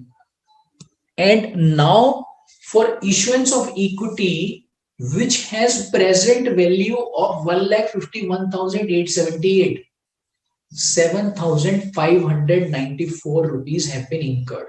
So how do we do this? What do we do with this amount? This will be adjusted with equity. So the equity net of equity issuance cost will become 1,44,284. Clear? And in relation to 92,406, that means 1 lakh minus 7,594. What is this cost? This is transaction cost for issuance of a debt. You remember we discussed one example of a borrowing when we were discussing about measurement of financial liability, wherein we picked up an example of rupees 1,000 on which a transaction cost of rupees 50 was incurred, for which we computed EIR. effective interest rate. You remember that? Yeah. So now the same principle will have to apply. Because what is this? 18.48 lakhs. This is nothing but a borrowing. This is nothing but a debt for which equivalent to 92,406. Now, how do we record this? Again, we'll have to do the same thing. For recording this financial liability, we will have to adjust this transaction cost. Yeah. And what is that adjustment? We will have to amortize it. But this amortization will not be on a straight line basis. Instead, this will be in the proportion of the cash flows, for which we will be required to compute effective interest rate. Now you may be thinking, sir, so many interest rates are required to be considered. We are confused. Don't get confused in this. Just look at it very simply. Just look at it very simply. Yeah. You should not keep any confusion in your mind, because this is very, very good example which will confuse you as well as solve your doubts, or will take away all of your confusions also. See, we started with 20 lakhs. This was broken into equity and debt. Equity was 1,51,878 and debt was 18,48,122. So that means this was compound financial instrument. Now at the time of initial recognition, what do you record? This. But on these two instruments, issuance costs have been incurred, 1 lakh. So a total cost of 1 lakh has been incurred. So what did we do?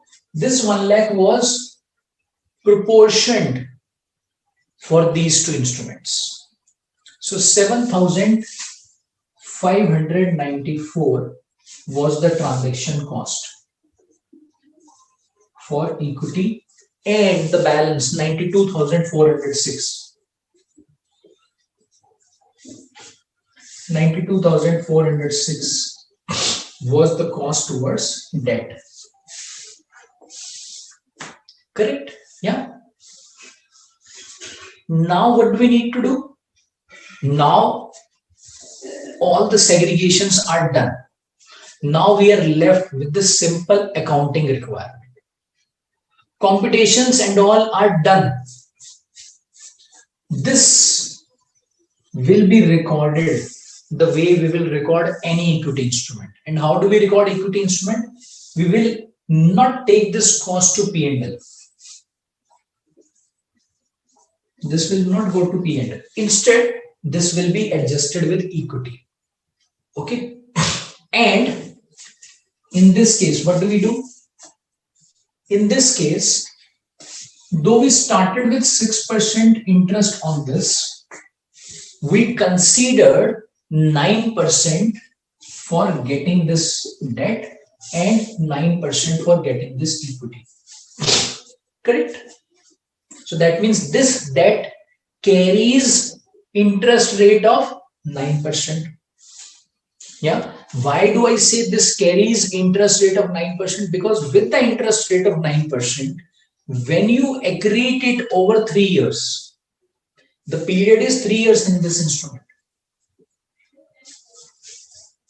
When this debt will be accreted with interest at the rate 9% for 3 years, what will happen? This will get trued up to 20 lakhs. So that means this debt carries 9%. But as we understand that this 9% is not the only cost. This has got additional cost. What is this additional cost? 92,406. And Unlike Indian GAAP, we cannot charge it off to P&L straight away. And I'm not saying we will not charge it off at all. This will be charged off, but this will not be charged off to P&L straight away. In one go, it will not go to P&L. Instead, it will go to P&L over the period of the loan, 3 years. And this charging off to P&L over 3 years will not be done on a straight line basis. Instead, this will be over on the basis of cash flows. So for which, what do we need to do? Now for this, we will have to compute effective interest rate. Something which we discussed when we solved that illustration of ₹1,000, that borrowing with a transaction cost of ₹50. Correct? Yeah. So we'll now have to compute effective interest rate for this. So when we compute effective interest rate, let's suppose that comes out to 10.998%. You can do this computation on your own. And some of you who don't know, like for example, in the beginning of the session, I told you, you don't know how to compute EIR. We will also get onto that computation later on. Okay. For the time being, you can just understand that now this loan along with this transaction cost will be recorded at EIR. Correct? And what is this accounting? This has already been looked at by us. Fine. Clear on this? Any questions in case you have on this, please ask me. In case you have any questions on this, please ask me. So I'm just reading out the last para.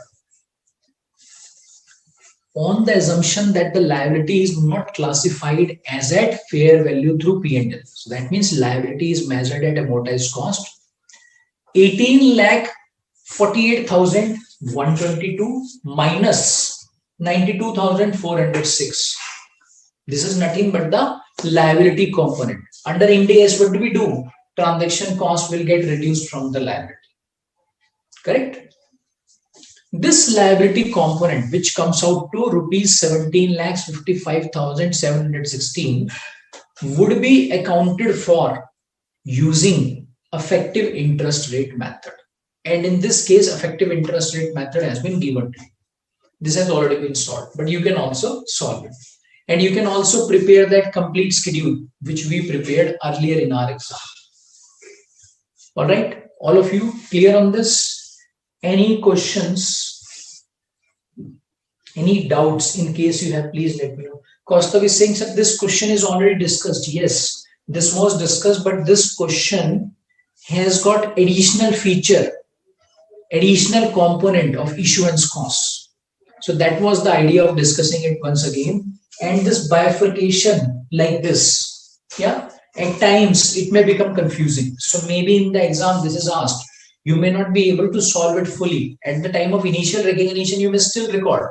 But this subsequent measurement, yeah, how this will be carried forward year on year, this is very, very important for all of you. Yeah. Okay. Clear? Any questions, any doubts? In case you have on this, please let me know. Then we can move forward.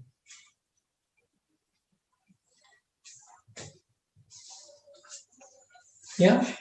Any questions, any doubts? No?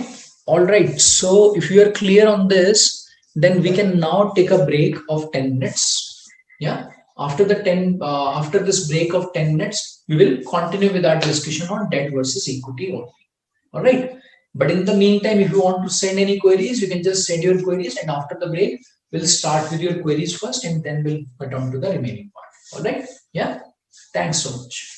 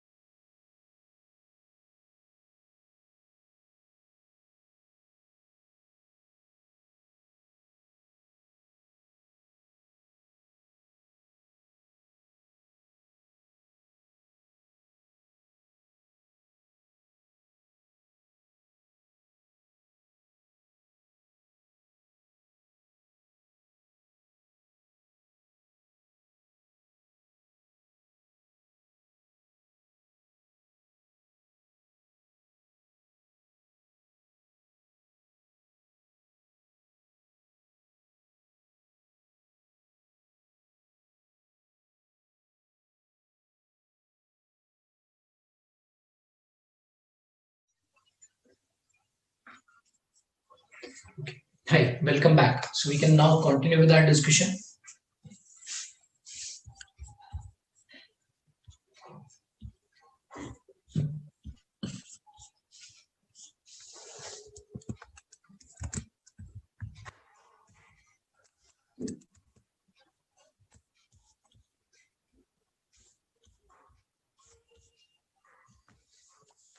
Moving further on to another type of instrument.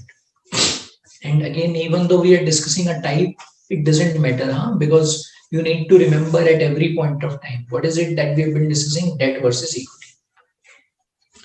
Foreign currency convertible bonds. If you remember, we discussed then when the instruments are converted and if there is any variability in terms of conversion, so then such an instrument is called as financial liability. You remember? Yeah. So let us first of all understand about foreign currency convertible bonds. What are these bonds?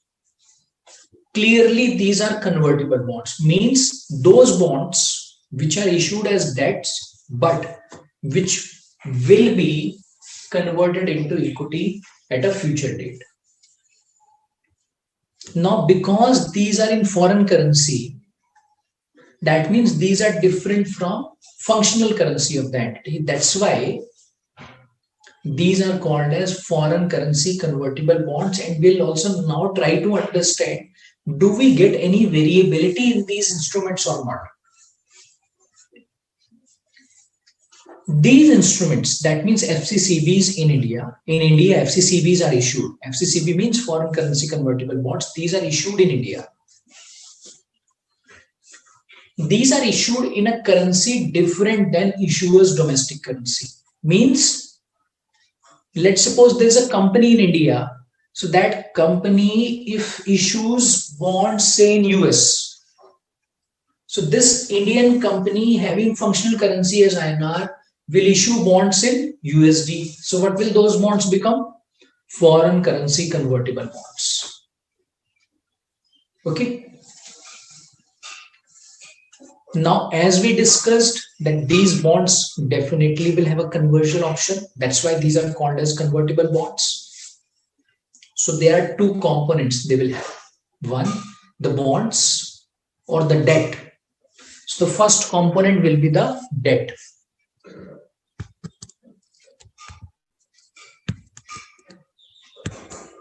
First component will be the debt. This is nothing but a debt. Debt means principal carrying interest portion, and the other portion will be the equity portion. What is that equity portion? Option to convert bonds into equity at a price determined at the time of issue. That means there is no variability. That's why we are calling this to be equity, correct? Unless converted, redeemed, purchased, or cancelled, the bonds are to be redeemed on maturity. Means these are redeemable after a fixed period. But let's suppose if the period is 5 years. But let's suppose if the period is 5 years, within this period of 5 years, these may be converted into equity, or these may also be redeemed. That means prior to the redemption date, they may also be redeemed. This option may be there. Yeah. Now, in relation to these foreign currency convertible bonds, there is a carve out. Means in relation to their measurement, there is a carve out. What's the carve out? Carve out means the way accounting is required to be done as per IFRS is different from the way Ind AS requires. Means Ind AS is not aligned with IFRS in terms of accounting requirement of foreign currency convertible bonds. That is called as a carve out. Difference in accounting between IFRS and Ind AS in terms of measurement. So if you look at fixed number of equity instruments, which will be exchanged for variable amount of cash. What should they become? Financial liability. What should they become? Financial liability. And this variability may arise because even though instruments will be converted into equity, the foreign currency element will bring in the variability. Why? Because every time that foreign currency will have to be converted into Indian currency for the purposes of recording. So that variability arises. But under Ind AS, this conversion or this variability will not lead to any financial liability.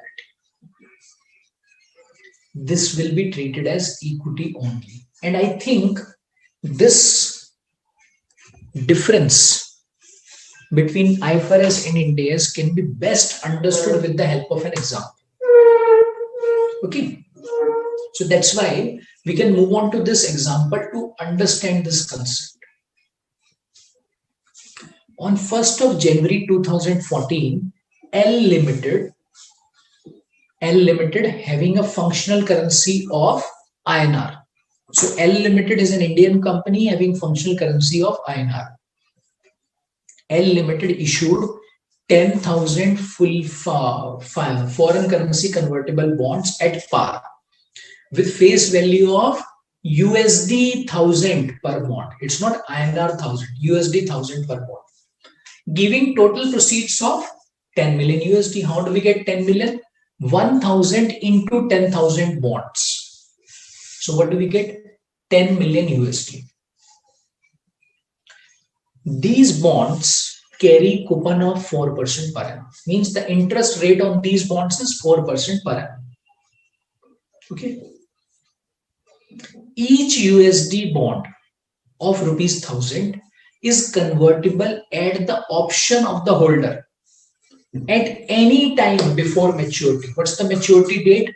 31st December 2018. So that means 14, 15, 16, 17, 18. After 5 years, this will be matured.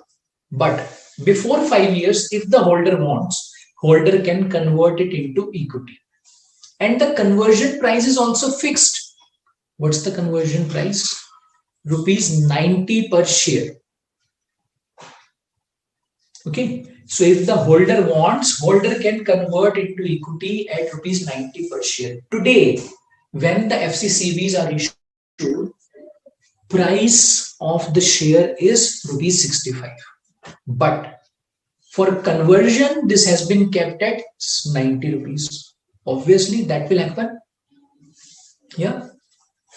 Now, a question may arise that, sir, these bonds are issued outside India. These bonds are issued in USD. Then why has the conversion price been kept in INR? That's the only thing which we need to understand over here. Because whenever the conversion price is fixed in INR, that is when we look at it. And the conversion price has to be in INR because the shares have to be in INR only if that's an Indian company. Correct?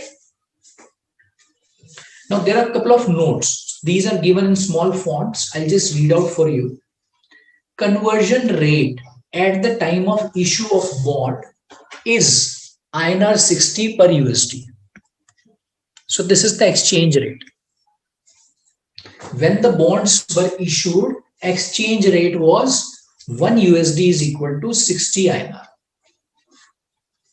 Another note which is given. Current interest rate for comparable bond. So let's suppose if we issue same type of bonds, but without conversion option, then those will carry 7% rate of interest in Indian market. Currently, the FCCBs have not been issued in Indian market. Those have been issued outside India. But if we issue a loan, or let's suppose if the L Limited, if this entity L Limited will take a loan equivalent to this value of USD 10 million, means equivalent to its INR amount, then such a loan will carry interest rate of 7%. So what does this indicate? Again, the same thing, that this is a convertible bond. Because this has conversion option, so that's why it carries 4%. Though without conversion option, the market rate on this type of bond will be 7%. Now, what are we required to do? We are required to comment on its accounting requirement. Okay, yeah. Before I get on to its accounting requirement, can you all quickly tell me whether this instrument will be equity, financial liability, compound financial instrument, or not a financial instrument? So I have four options for all of you. Quickly, can all of you tell me what will this instrument be called as? What's the nature of this instrument? Quickly. I'm waiting for a response. What will be the nature of this instrument? What will be the nature of this instrument? Quickly. And I think I had this query from Pujita which I missed. Pujita was getting in EIR slightly different in the previous illustration. Was it okay? Yes. See, if that is slightly different, that's okay, because that could be because of the decimal places you are considering. Yeah, but it should not be significantly different. That is what you need to remember, and that's why it's advisable to keep at least 4 to 5 decimal places if that doesn't become inconvenient for solution. Yeah. All right. So quickly, I'm waiting for responses. Tell me, what will this instrument become? Financial liability, equity, compound, or not a financial instrument? Yes. What will you call this instrument as?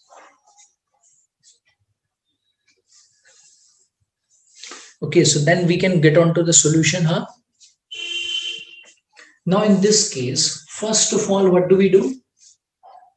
We will have to convert 10 million USD into INR at the time of initial recognition at rupees 60. So this will become 600 million. Yeah, this will become 600 million. Yes. Okay. Now this 600 million is the amount of the bond which needs to be converted into its present value. So we'll have to compute its present value using 7% rate of interest. Currently the rate of interest on these type of bonds is 4. We will have to use 7%. So what will happen? What will happen? Its present value will therefore come out to be lower than the value of the instrument. So in this case, the fair value of the bonds at inception comes out to be INR 527 million. All of you can solve this, huh?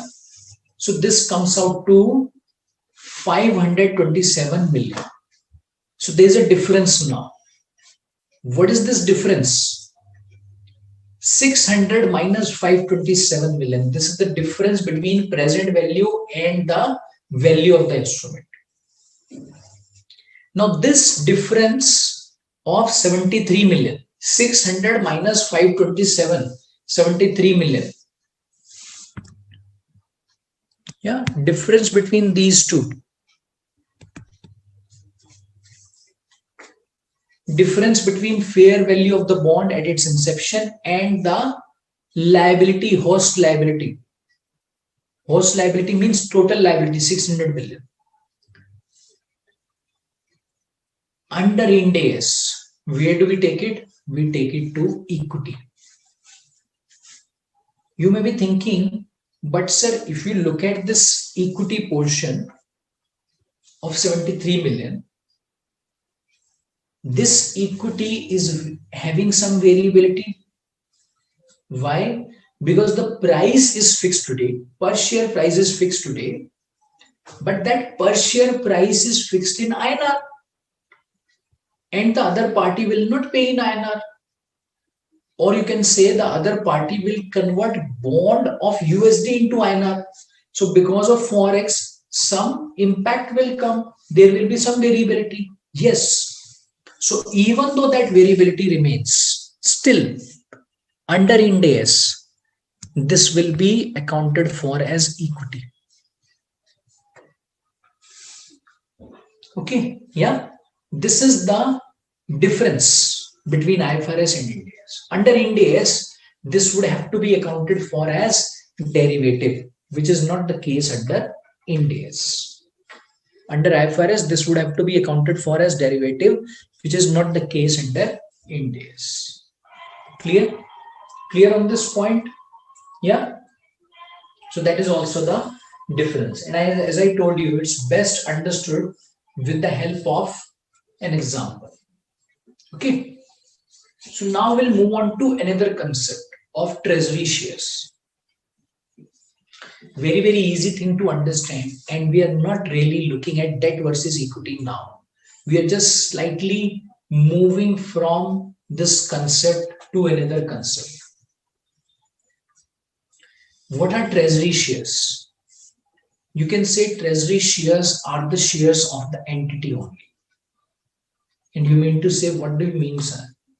Means equity shares of the entity, yes.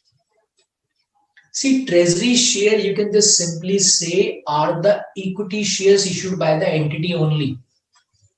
But after issuing the equity shares by the entity, if this entity buys back its own shares, that is what we call as treasury shares. So let's understand. It's a very, very simple concept. Let's suppose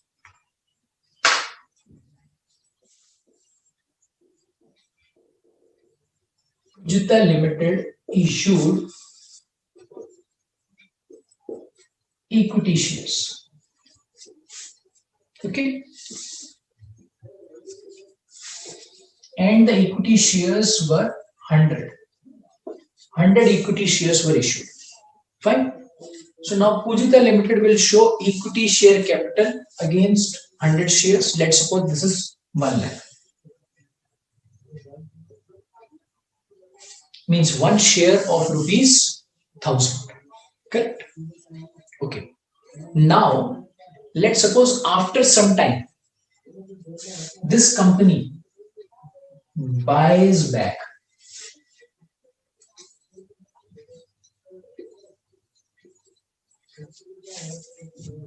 15 shares.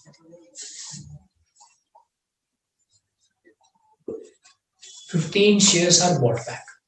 So what will happen? In the equity share capital, 1 lakh would appear. And this would have been appearing when the equity share capital was issued. And now after the buyback, what will happen? Less shares bought back. Shares bought back will come here. 15,000. So net, what's the share capital? After this buyback, 85,000. Correct? Now what is this 15,000? 15,000 is nothing but the shares which were issued by Pujita Limited earlier. Now when these shares are bought back, then this bought back or the shares which were issued and now taken back or now held by the entity itself. Now the entity has become the holder of these equity shares.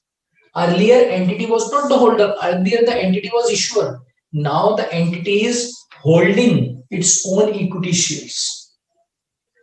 Such type of shares are called as treasury shares.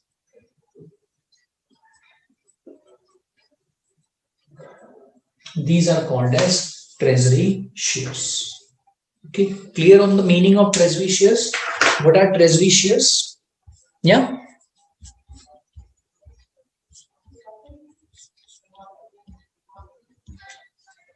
Clear on the meaning of treasury shares?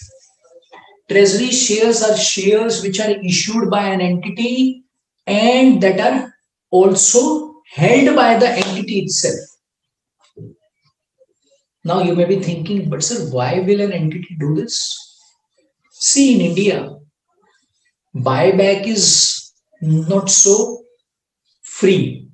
Okay, there are a lot of restrictions around buyback. It's not free, but there are certain economies in the world wherein the companies trade in their own shares. Therein, this concept of treasury share is very common. But in India, there are certain ways through which an entity can get back its own shares back.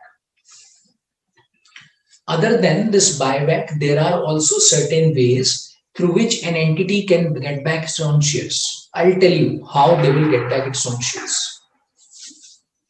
For us, first of all, it's important to understand what are treasury shares and how do we deal with them. So the first part, we have understood what are treasury shares, how we'll get them. Yeah, that is something we can just keep discussing. But how do we treat them? Now that is regarding the measurement part of treasury shares. Treasury shares, whenever those are received, those will be presented separately. Please remember that whenever there will be any such transaction which will lead into treasury share, this will bring a change in equity. Yes or no? There will be a change in equity because of this. You can also see on the screen briefly. Sorry, on the board. Yeah. Challa is asking, sir, then what's the difference between buyback shares and treasury shares? No difference. If you look at the accounting requirement, there's no difference. But if you look at the legal requirements, then there is no legal document like treasury share. Okay, so I'm again not getting into the legal compliances. I'm saying if there will be a buyback, then how will you record it? That will be recorded like this. That's my point. Okay, Challa. Yeah. Now comes the question that when there will be a buyback, or let's suppose there will be a treasury share, how will you present it in the financial statements? How will you record it in the Ind AS financial statements? As we can see that whenever there will be a treasury share, there will be a change in equity. That's why this will be presented in the statement of changes in equity. This will be presented in the statement of changes in equity. And in the statement of changes in equity, there will be a separate line item for treasury shares. So first of all, what do we do? Whenever there will be a treasury share, what do we do? Continuing on the same example,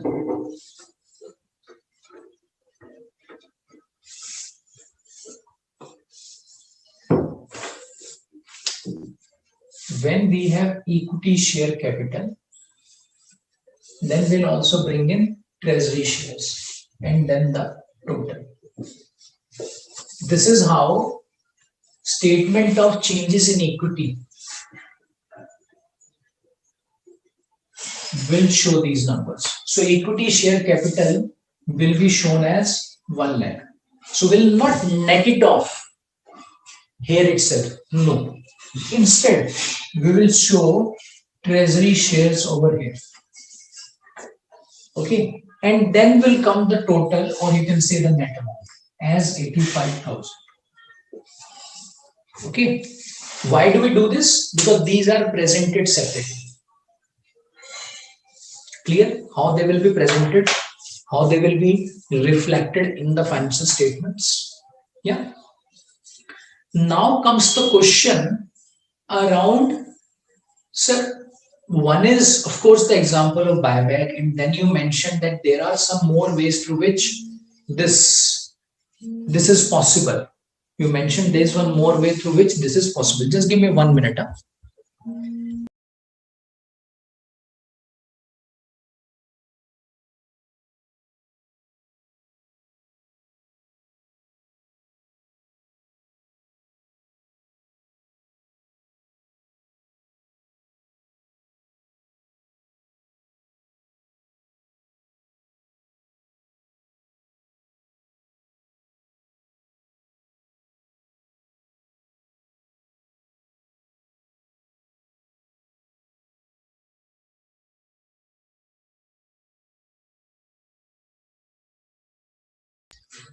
Yeah, sorry.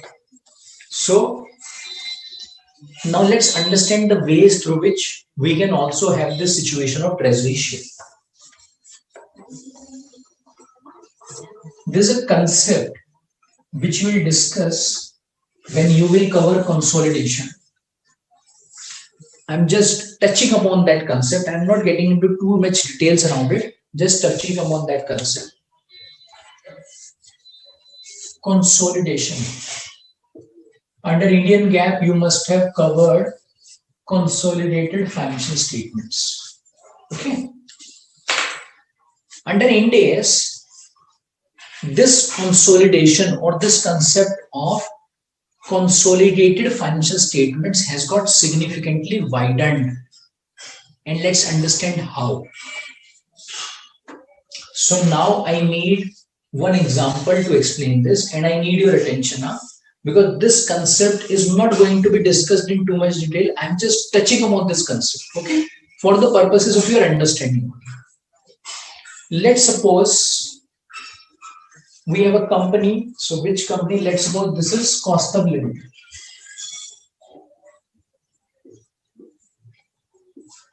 Okay.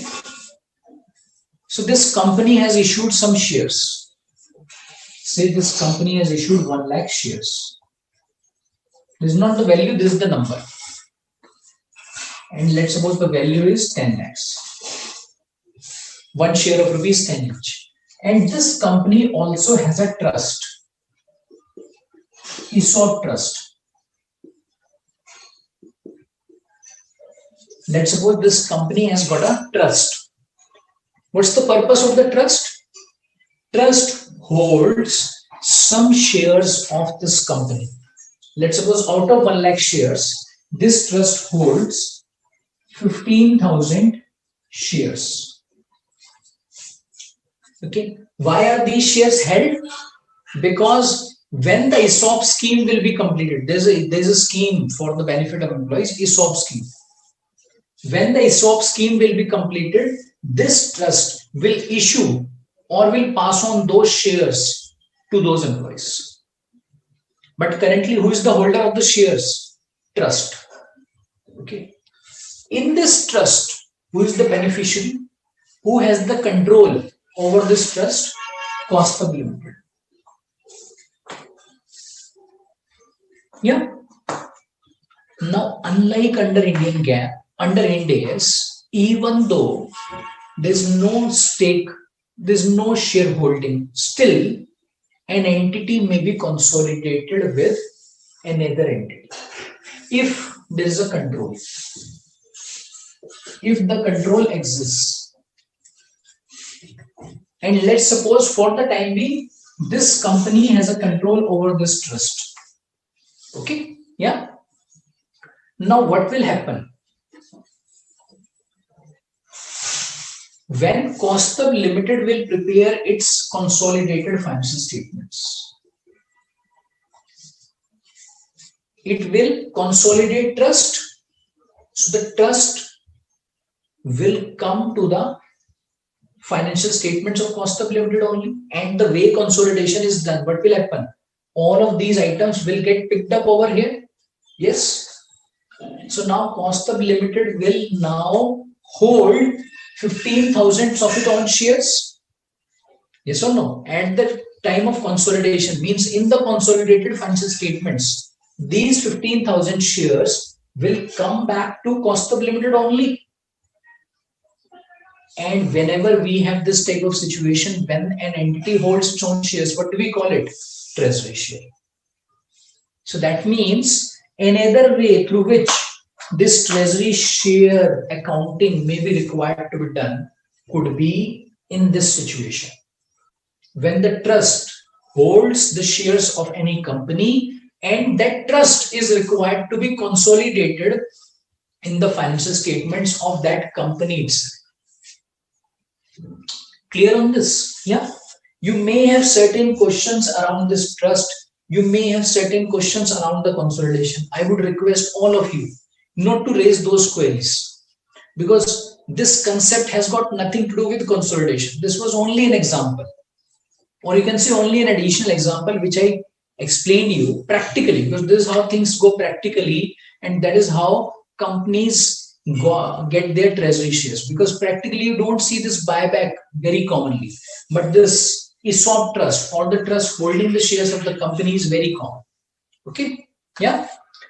Around this consolidation, around this control, all of these principles you'll understand in more detail when you will do Ind AS 110. Okay, yeah. Challa is asking, sir, in case of subsidiary company of a holding company invested in the subsidiary of its subsidiary company, that means associated company of the holding company, such investment become treasury shares. Am I correct? See, I'm slightly confused the way you have asked your question. What I can explain you is, the moment a company will hold its own shares back, whatever be the situation, that will lead to a treasury share. Now you can just accordingly apply that in any situation wherever you find it. Clear on this? Yeah? All of you clear on this? All right. Yeah. So we can move further now.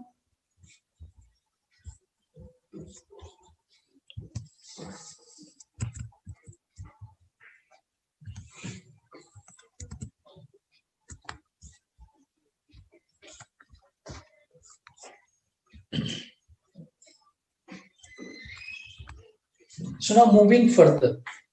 Now at times it's possible that a liability may have to be reclassified to equity. And please remember that I am not talking about reclassification of financial liability from one bucket to another bucket. No. Please remember that is still not yet discussed in terms of reclassification of financial assets. But reclassification of financial liability, I told you, is not done. You may be getting confused. You may be saying, sir, at one point of time, you are saying reclassification of financial liability is not possible. Then what is this reclassification of financial liability? It's different. Earlier, when I said that reclassification of financial liability is not possible, that was within two buckets of amortized cost and fair value through P&L. I said that reclassification of a financial liability which is measured at amortized cost is not possible to be reclassified to a financial liability to be measured at fair value through P&L or vice versa. But now we are not talking about changing the bucket. We are saying, let's suppose if there was a financial liability and that financial liability doesn't remain a financial liability anymore. Instead, it becomes equity. Then what do you do? Then how will the accounting be done? Clear on this? Clear on the understanding around it? Yeah? Okay. Now, if you have understood this concept, that what is this reclassification, then its accounting is not difficult. It's very, very simple. And you will see why I'm calling this to be very, very simple.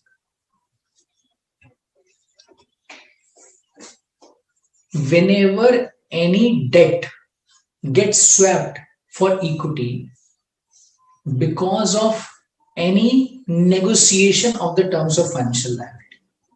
For example, let's suppose bank had given a loan, or maybe a party had given a loan, and now the company which had taken a loan is unable to repay the debt or is unable to pay the installment. So that's why this company has reached out to the lender for renegotiating the terms on the interest rates, on the payout, on the payment terms, etc. And what has been agreed? It's been agreed that now this debt will not be repaid. Instead, this debt will be converted into equity. Means the company will issue equity shares to the lender. So the lender will now become equity shareholder. So in such a case, what do we do? In such a situation, we will de-recognize the carrying amount of financial liability. Financial liability will be de-recognized. Means whatever will be the amount of financial liability will be de-recognized. So we'll have to debit the financial liability. Okay. What do we credit? We will have to credit the equity instrument. We'll have to credit the equity share capital. And what will be that? That will be the consideration paid. Okay. And if there is any difference between the liability which was debited or the liability which is derecognized and the equity shares which have been issued, the difference between these two will go to P&L. Difference between these two will go to P&L. Okay. Yeah. And let's take a very simple example which is there on the presentation for the purposes of understanding of this concept.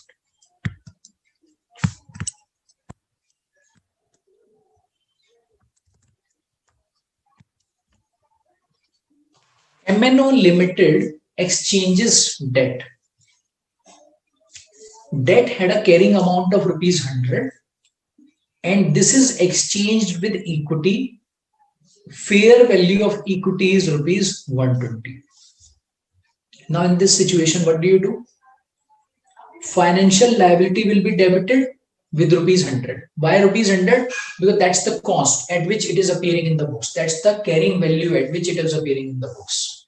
So we'll debit the financial liability. It's derecognized. And against this, what will appear? Equity will appear at fair value rupees 120. Against this, equity will appear at 120. Let's see the accounting entry also.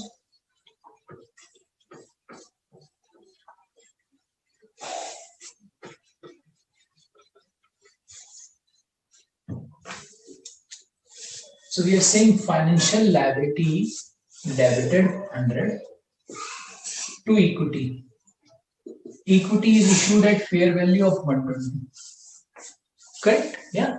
This goes off the books. It's the derecognition. This is getting recognized. But where will the difference go? Difference will go to P&L. Simple accounting to be done. Yeah. Easy to understand. Yeah. This is what you will do. Okay. Yeah. Okay. Now we'll move on to another similar principle wherein a financial liability will be extinguished. Wherein the financial liability gets extinguished with the equity instruments. And let's understand what's the difference between what we have just discussed and this extinguishment of financial liability with equity instrument. So there's an IFRIC on this. IFRIC, you all know, interpretations. IFRIC 19. And we all understand that all of these IFRICs are now made appendices. Means these are made part of the standard in the form of appendix. So this is Appendix E. Now, what does this appendix requires? Now, this is one of the most important points of financial instruments because there are a lot of transactions which get impacted because of this particular clause of IFRIC. That's why it's very, very important for you to understand. And I'm not really requiring you to get into the measurement or recognition. Just need to simply understand the scope. Scope is significantly important over here. This much only. Let's read the scope and let's try to understand. Scope means for this particular appendix, what is the scope? This appendix says that this appendix will not include any transaction where the lender, creditor means the lender, is a direct or indirect shareholder. Means when the shareholder has given a loan or the lender who has given a loan is acting as a shareholder. So such transaction is excluded from this IFRIC or from this Appendix E. The creditor and the entity means the lender Creditor means the lender and the entity. Entity means the company which has taken a loan are under common control. Common control means they have got same parent. Both the entity, one which has taken the loan, other one which is giving the loan, both have same holding company. That's why they are called as under common control. And the substance of transaction includes an equity distribution or contribution. Now, this is extremely important. Now, this is extremely important for you to understand.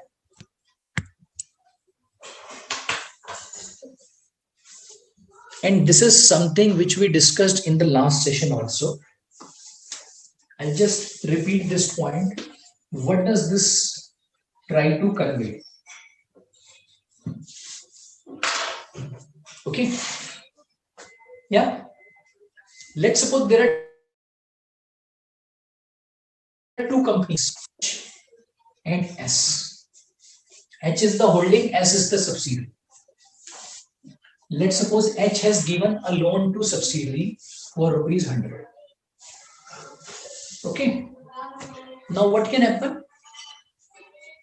S, which has a loan, it may not repay to H. And if S doesn't repay the loan to H, what can happen? S will write back the loan. So S will have a financial liability of ₹100. Okay. Let's suppose S and H decide amongst themselves. These two are the parties and these two parties belong to same group. It's a group. And this group decides that they want to show more income of S, because of which they have agreed, okay, let's agree that S will not be required to pay back the loan to H. So what will S do? S will debit the financial liability. So financial liability will be debited 100. To bank will not come. So what will happen? It will go to P&L. So now there's a liability which has been written back, loan which has been written back. So if the liability has been written back, what will happen? It will become income of S. Yes or no? This will become income of S. And that is what we have just discussed, that whenever any financial liability will be derecognized, it will go to P&L. If equity instruments have been issued, that's fine. Otherwise, the differential will go to P&L. Now, in this situation, let's try to understand the manipulation which is possible.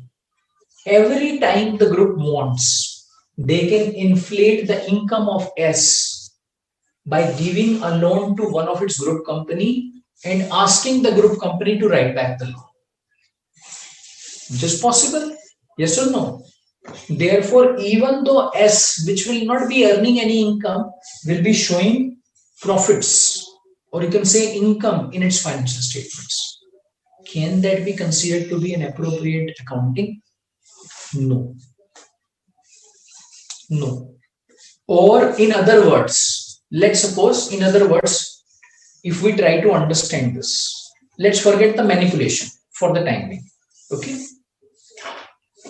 Let's suppose H has given a loan to S, and after some time, H says, S, don't worry, you are my subsidiary, don't worry. I will not demand this money back. You keep it with you forever. This money is yours forever. So S is very happy. S is saying, oh great, I have received the money. But why is S receiving this money? Because it's something which is a contribution from its parent. In this case, instead of putting in equity, what has the parent done? Parent has put the money in the form of a loan. But that loan is not required to be paid back. So effectively, what do we call this ₹100 as? It's nothing but a capital contribution, or you can say deemed investment. So will it therefore be appropriate to take this to P&L when this is written back? The answer is no. What should we do in such a situation? Instead of P&L, Therefore, where should we take it? We should take it to equity. Because if we say that now this loan will not be paid back, so what will it become? It should become equity of S. Why? Because this is a capital contribution from H, its parent company. Yeah, clear? The same principle which we discussed in case of interest-free loan.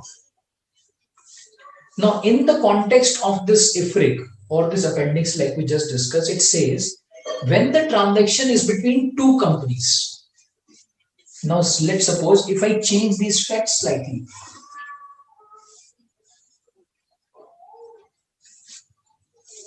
It says if the transaction is between H and S, or let's suppose S1 and S2. Say S1 has taken a loan from S2. Above both of them, there is single parent. And let's suppose now there's a waiver of loan by S2 to S1. S2 says, don't worry, I will not take this money back. Why is this happening? Because again, it's the same group. So now in this case, what should S1 do? Will it be appropriate for S1 to write back this loan to P&L? No. The standard says, this appendix says, effectively, what is this? Let's read this line once again. Standard says this is effectively nothing, but in substance.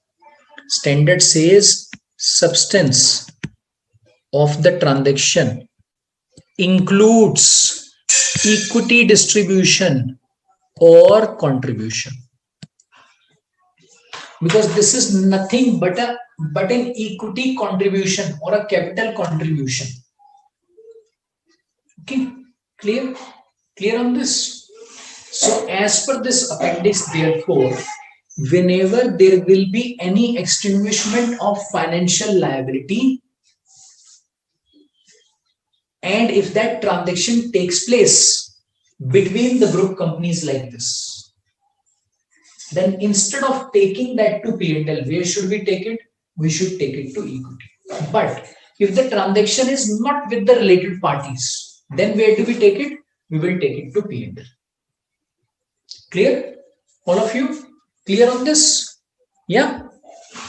So now we can look at this, another very small and simple example. Okay? Yeah? In between, I have this query from Kaustubh. Kaustubh is asking, sir, what is the meaning of acting as creditor? Acting as creditor means it's a lender. Yeah, very simple. An entity issues 1 million equity shares with face value INR rupees 20 per share, with total value of INR 100 million to extinguish whole of the loan under restructuring package. And in the question itself, in fact, the solution should start here. The solution should start here. Seems to be some problem.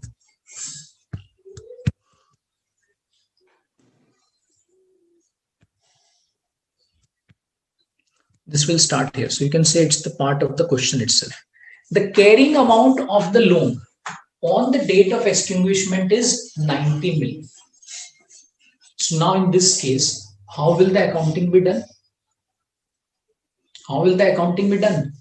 Loan is getting extinguished. So what do we do? Loan debit, 90 million. Okay. Against this, what is happening? Share capital is getting issued at a premium. Correct? Yeah. Share capital is getting issued at a premium. So what do? We will take share capital and security premium on the credit side. 20 million goes to share capital, 18 million goes to security premium. And there's a difference of rupees 10 million. Where do we take it? There's a difference of rupees 10 million. Where do we take it? This difference of 10 million,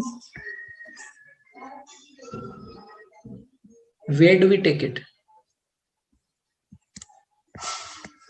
This will go to P&L. And you may have a question, sir, why we are taking it to P&L? Because we just discussed it should go to equity. Is that question coming to your mind? If yes, then I'll clarify that it will go to equity when this extinguishment is happening wherein the parties involved are of the same group. They have same parent, or it's between holding and subsidiary. Otherwise, it will go to P&L. Okay, all of you clear on this? Yeah. Challa has one query now. Challa is asking, sir, in our example, in the financials of H Limited, capital contribution can be set off with investment in subsidiaries. What do you mean by set off? I didn't understand the set off. Huh? You need to explain that set off.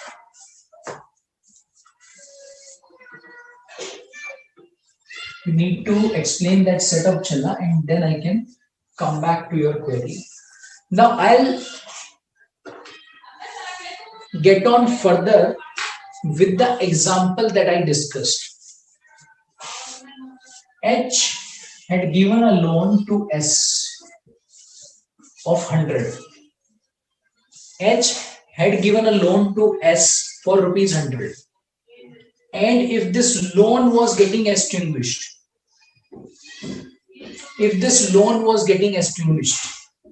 so where do we take it? Equity.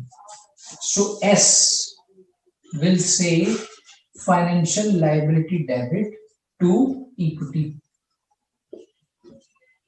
100. Yeah, clear? Okay. And for H, what will be the accounting? Let's understand. H had given a loan, so it was loan given. It was receivable. It was loan receivable, so that will be credited to loan receivable. 100. What will be debited? Capital contribution. Capital contribution, or in other words, you can say investment. Technical name assigned to this is capital contribution.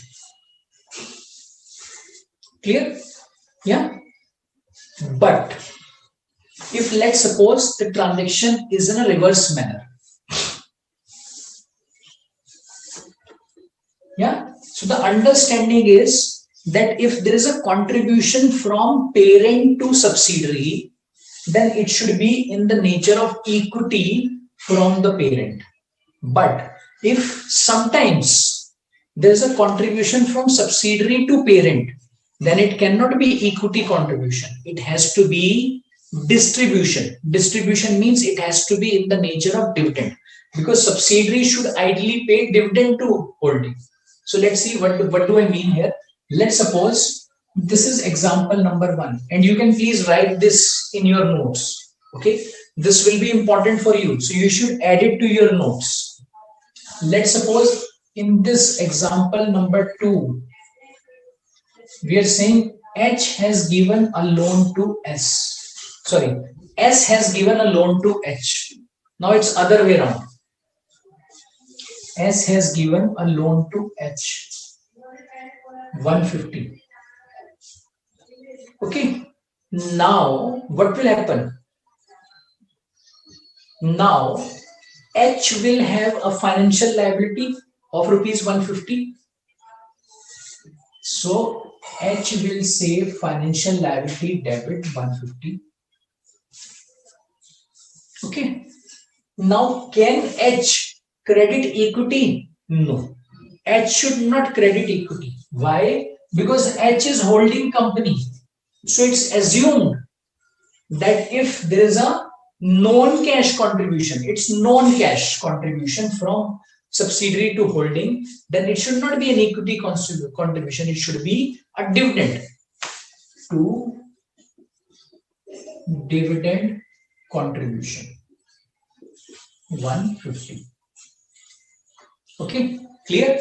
Then the accounting entry will not be to equity, then it should be to dividend. All right. And let's look. So these are books of H and books of S. Now please understand that the holder and issuer have changed. Okay. So don't get confused into the accounting. Now for S, it was a receivable. For S, it was a receivable. So what will S do? To loan receivable 150. Correct? For S, it was a receivable 150. So loan is gone off. Correct? Yeah. And what will it debit? It's a kind of dividend, or you can say expense, which is debited 150. So now this will not become investment of S into H. No, it's not a deemed investment. It's not a capital contribution. So for S, it's like dividend. So it should be treated like dividend. So this is income of H in the form of dividend. This is expense of S in the form of dividend. Clear? Yeah. So this is another principle that you need to remember, that whenever there is any extinguishment of financial liability which takes place between the group companies, how will the accounting be done? Okay. Yeah. Now, before I end my discussion for today, you can just note down some examples, please, for practice. Illustration number 32. I think one illustration you should note down, illustration number 32. And this is page number 12.50.